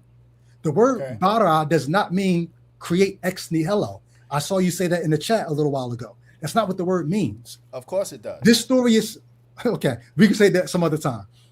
But this story is telling you, hey, look, when God began to mess with the heavens and the earth, it was complete chaos at that time. This is not saying he created it. It's saying when he began to do the work of creation, it was already at that time complete chaos. And I'll go one better for you. If you start reading chapter 8 of the book, you're going to hear me say this makes even more sense if you don't translate the word bara as create. Because watch what happens when you translate the word bara as separate. What it really reads as is when God began to separate the heavens and the earth was complete chaos. It's telling you the condition of the earth when God began his ordering activity. And if you start going through chapter 8, you're going to see the interpretive choices and why some translations take it this way and not as the completed action. In the beginning, God created the heavens and the earth. Okay, is there? I'm giving you a snapshot. Yeah. No doubt. Thank you for that. I'm gonna definitely look at that in your book. But is there a translation that we can look at right now that says separate? And no. Why? Okay. Well, why would? Well, no. Hold on. It's not that there are none. Are you familiar with Bill T. Arnold? Who? Bill T. Arnold. No, sir. So when I was in Bible college, maybe you did too. Did you ever have to read a book that looked anything like this? No, I haven't. I had a different New Testament. Yeah. So this is the New Testament, but there's an Old Testament version written by Bill T. Arnold, who was like he's one of the chief Old Testament guys ever. Matter of fact, William Lane Craig leaned on Bill T. Arnold to update his understanding of Genesis once he began to understand that evolution is a fact. He got with Bill T. Arnold, and Bill T. Arnold, I document this in chapter 8 of my book, because when I was in Bible college, Bill T. Arnold, who wrote the Old Testament companion to this, he taught us through the book. I never met him. He taught us that Genesis 1:1, bara means creation ex nihilo, and the way you translate it is in the beginning, God created the heavens and the earth. Well, guess what? 10 years later, Bill T. Arnold, after he did his own, he's an Old Testament scholar. Why is he writing commentaries without having done this? Anyway, Bill T. Arnold finally looked at comparative mythology, looked at the Human Genome Project, understood that Genesis cannot be saying the things that we've made it say. And then once he saw the comparative mythology, Bill T. Arnold updated his translation of Genesis. And now Bill T. Arnold, the way he translates Genesis 1:1 now is when God began to create, by separating the heavens and the earth. The earth was without form and void. Okay. So even he now, hold on. Even he now moves away from Genesis 1:1, teaching creation ex nihilo. And when you get to chapter 8, you're going to see me walk through all of that. I understand that. I got you. So this author writes in a book, bara ex nihilo, and then 10 no, years not bara later, ex. Oh yeah. Go ahead. in the initial book, that's what you said, the first book. Then 10 years later, he starts looking at what? The Hebrew, or he looks at what? What does he look at? No, he looks at comparative mythology, Okay. looking at the way that creation stories work. The stories that Genesis is based on, because we know it's grabbing from other works. So comparative mythology was one of the things he looked at. The other thing was he looked at the interpretive choices, and there's a woman named Ellen Van Wold. I quote her in the book. Ellen Van Wold. Who else? This guy. But let's stay with the guy you mentioned. So he looks at these comparative things outside of the Hebrew Bible, and he comes to a conclusion that verse should be translated separate. But he doesn't come to that conclusion based around the Hebrew. He comes to that conclusion. No, he actually does come to it based. No, he actually does come to it based on the Hebrew. This is what I was about to say. Where the heck is it at? So you're familiar with? We talked about this actually. We talked about. See, this is the thing. We had these conversations already. It's all coming back to me now. We talked about Brown Driver Briggs, right? We talked about Brown Driver Briggs and his commentary on Genesis, but there are others. I named several of them in the book when you get to chapter 8, where you're going to see several Hebrew scholars, most notably Ellen Van Wold. You're going to see them say that the word bara is actually better translated as separate. The Hebrew word is better translated. The scholars are saying this. The Bibles are the Bible, the study Bibles are going to be very, very slow to adopt this. This is why you only see some versions beginning to say things like, when God, in the beginning, when God began to create, because they're trying to get there.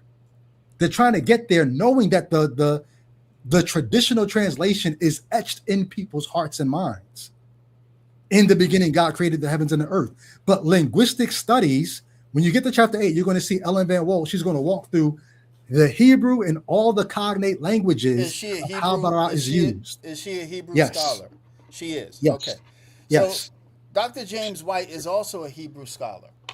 Dr. Michael Brown is also a Hebrew scholar, and this is not new news. This is What's not new news? This the word separate and bara. Okay. Yeah. It's not according to them. That's why I asked you the question, because I've seen many shows where they've asked the person they were talking to the same question. Does the Hebrew, and they stress, which we read, does it say the word separate? Is it in the Hebrew, or is it any way you can use that word for bara? Is it one of the words you could use? Is it separate? Their And they say answer what? was no. Oh, shit. Okay. So here's the thing. You're talking to evangelical Christian Bible scholars who want to protect creation ex nihilo. So for them, bara, have you heard this before? Have you heard that bara is only used of God in the Bible? Yeah, I've heard that before. Sure. Yeah. Sure. Do you think that's true? So bara means to create out of nothing. If we're looking at it that way, if we're looking at it that way, right? See, right, you're right? putting the cart before the horse. Well, Of course, if you make bara mean create out of nothing, then only God could do that. I'm not. No, but that's not what. I'm not making it. I'm asking the question. If bara, what does bara mean? What does it mean? But no, that doesn't even matter. So think about the question I'm asking you. No, because think about the question I'm asking you. Do you believe that bara is only used of God in the Bible? Doesn't matter whether I think it means to create out of nothing. If it's used of other people, it's used of other people. Okay. So either they can create out of nothing too, or it's not used about them. I'm just simply asking, do you think it's only used about God in the Bible? What other people is it used by? I'm not asking you that yet. Do you think it's only used by God in the Bible? If bara means, again, we're going no, it doesn't. That doesn't matter. If the Bible says Joseph bara, you can't say, well, if it means that. If it says it, it says it. I'm asking you, do you think the Bible only uses the word bara when God is the actor? That's what I'm asking you. But that's not the conversation that we're having. We're having a conversation about, watch this. Hold on. Whether, we're not jumping around. We're going to stay here. Genesis 1:1.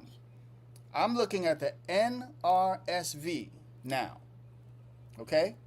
In the beginning, when God created the heavens and the earth was a formless void, and darkness covered the face of the deep. So let's stay here. Okay? Did God create the earth, yes or no, according to the scripture? You say no. It was already there. Based on what? The word when? Based on several things. Okay. Because the first part of the verse is a temporal marker. It's telling you when the rest of the verse happens. It's not telling you a completed action. No action has happened yet. In Genesis 1:1, no action has happened.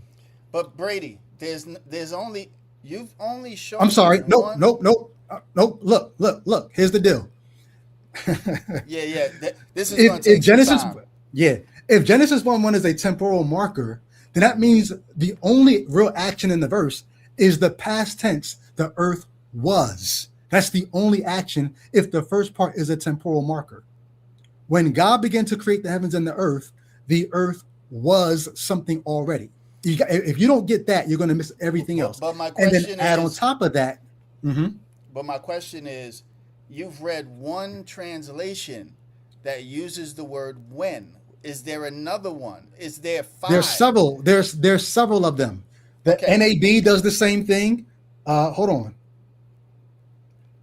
It's the NEB, the NAB, the AB, and the NRSV. They all take the first part of Genesis 1:1 as a temporal clause. When God began to create, this was the state of the earth at that point. Okay. When he began to do this. Did you ever read the NET? Yes. Okay. Did you read the I know all the ones that have it as a past tense. I have it. I mean, like I said, I've already done the work. It's already there in the chapter. It's the KJV, the NKJV, the ESV, the NIV, the NASB, and the NET. But if you go to the footnote in the NET, you might find out that there's more to the story, as often is the case with the NET. So all I'm trying to say to you, all I'm trying to say to you is this. I was trying to get you to answer the question, but you wouldn't. If bara is used of anybody else other than God in the Bible, then it cannot mean to create out of nothing, because creating out of nothing is something only a God could do, correct? Is the word Elohim used of anybody but God in the Bible? Could you answer the question? Is the word Elohim used of anybody else in the Bible? Yes or no? This is why I blocked you. Come on, dog. You're being unreasonable right now. Listen. Come on. Listen. Could you just answer the question? No, the word bara. Let me answer that. You might be right. I've never seen. Okay. Right. The word bara applied to anyone else in the scriptures. You might be able to show me that. But can you answer the question? Just, it's hypothetical at this point. Before I show you, if bara is used of anybody other than God, then it cannot only mean. I'm gonna give you that much. I'm gonna give you the idea that it might mean that. I don't think it does, but I'm gonna give it to you. Okay. If it's used of anybody else other than God, then it cannot only mean create out of nothing. Would you agree? Okay. Yes, I believe. That's all I wanted. I believe that's all I wanted. Bara means it can only be applied to God as creating out of nothing. It can be applied to other people, but what are the other words for bara? What's the context? Context is the king. So I'm going to need you to read chapter 8, and then we can dive back into this. Okay, because the context is going to determine that. Because Elohim is the same problem.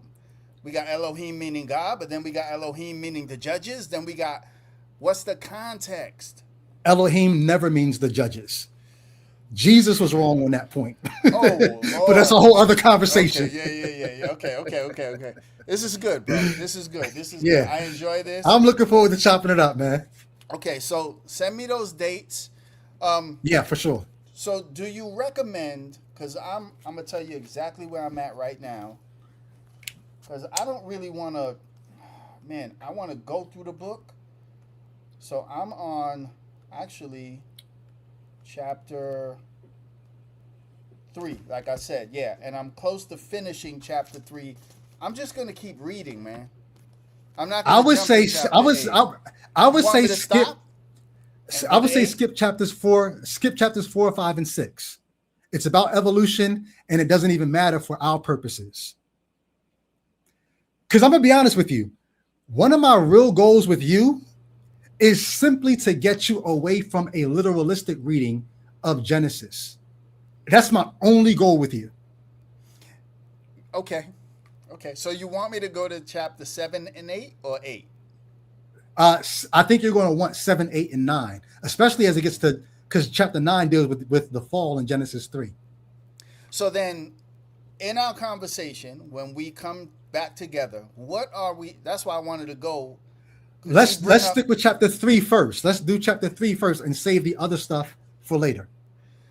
Yeah, light versus. And we can take chapter 3 in bite sizes if you want. Yeah, light versus light. That's what we're going to be discussing. Yeah, light versus lights. And that's kind of a simple one. So I think we could do all of chapter 3 in one session. Yeah, no doubt. Okay. All right. Because chapter 3 is not just about the lights. There's 3 problems in Genesis, early Genesis, that need to be thought through. Right. There's a couple of things, 2 competing. And if you remember, I say exactly. At the beginning of chapter 3, I say, this is really the shallow end of the pool. Yeah. But it's most helpful in just helping fundamentalist type folks say, okay, so maybe it's not so literal. Mm-hmm. Come on, man. Stop playing with me. Give me one Bible version. Give me one Bible character that the word bara is applied to. Come on, just one before we go. Come on. I think it's Jacob's sons. Okay. Was it Jacob's sons? Somebody's sons, but you're going to find it in chapter 8. Okay, so it'll be in chapter 8. I can reference that. Yep. I'm going to read that tonight. I'm going to read through it tonight. Just start pondering and Good stuff. And I'll shoot you those dates, man. I'm looking forward to kicking it with you. Please. Right, we'll talk. I was just in Tampa. I should have thought about you when I was there. I just came back yesterday. I know, man. I saw the picture with you specking. Why did you shout? Why did you? You should have said something on social or something. I just saw it today. I said, okay, damn. I said, nah, man. Brady's running from me, man. He don't want. Hey, much love to you, man. All right, brother. We'll talk soon. Yep, right. Get with you soon. Peace. I'm sorry, I wasn't even paying attention to red flags. Were y'all cool with what just happened? I know there was a lot of I try to not go deep into biblical Hebrew and translations and versions and all that, but I don't see any red flags. So I hope y'all was cool with what just happened.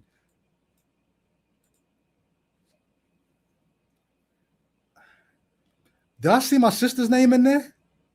Ambassador LPW, appreciate you, man. I really, really do. We were very sad, but we were cool. No red flags. Thank you, Daryl. No dope show. Appreciate that. Let me scroll up. I thought I saw my sister's name when I was scrolling. Yep. Yo, what up, Ty? Is your phone fixed? Are you back among the land of the living? And how did it feel without a phone for as many days as you didn't have a phone?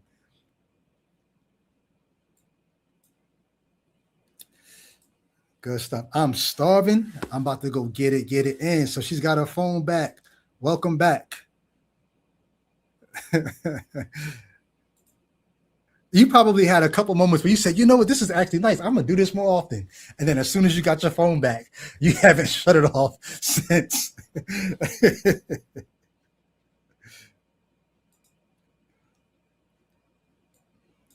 All right. I am going to be back on tomorrow. Not going to do a exit strategy show tomorrow night. I'm going to do a call-in tomorrow around 3 or 4 just to kind of make up for lost time. But shout out to all the Patreon supporters. Love you guys. Thank you for supporting the channel. If you want to join the Patreon, the link is below the description of the video. And I will catch y'all on the next one. Peace. Oh, I see that. Appreciate that. Thank you for your time and energy. It's a pleasure. It's an honor doing for anybody, actually, what I would have wanted somebody to do for me back when I was thinking and wrestling. Ambassador LPW, I really appreciate you, yo. Proud to be a Patreon supporter. Appreciate that. All right. Enough of the outro. I'm out of here. Catch y'all tomorrow.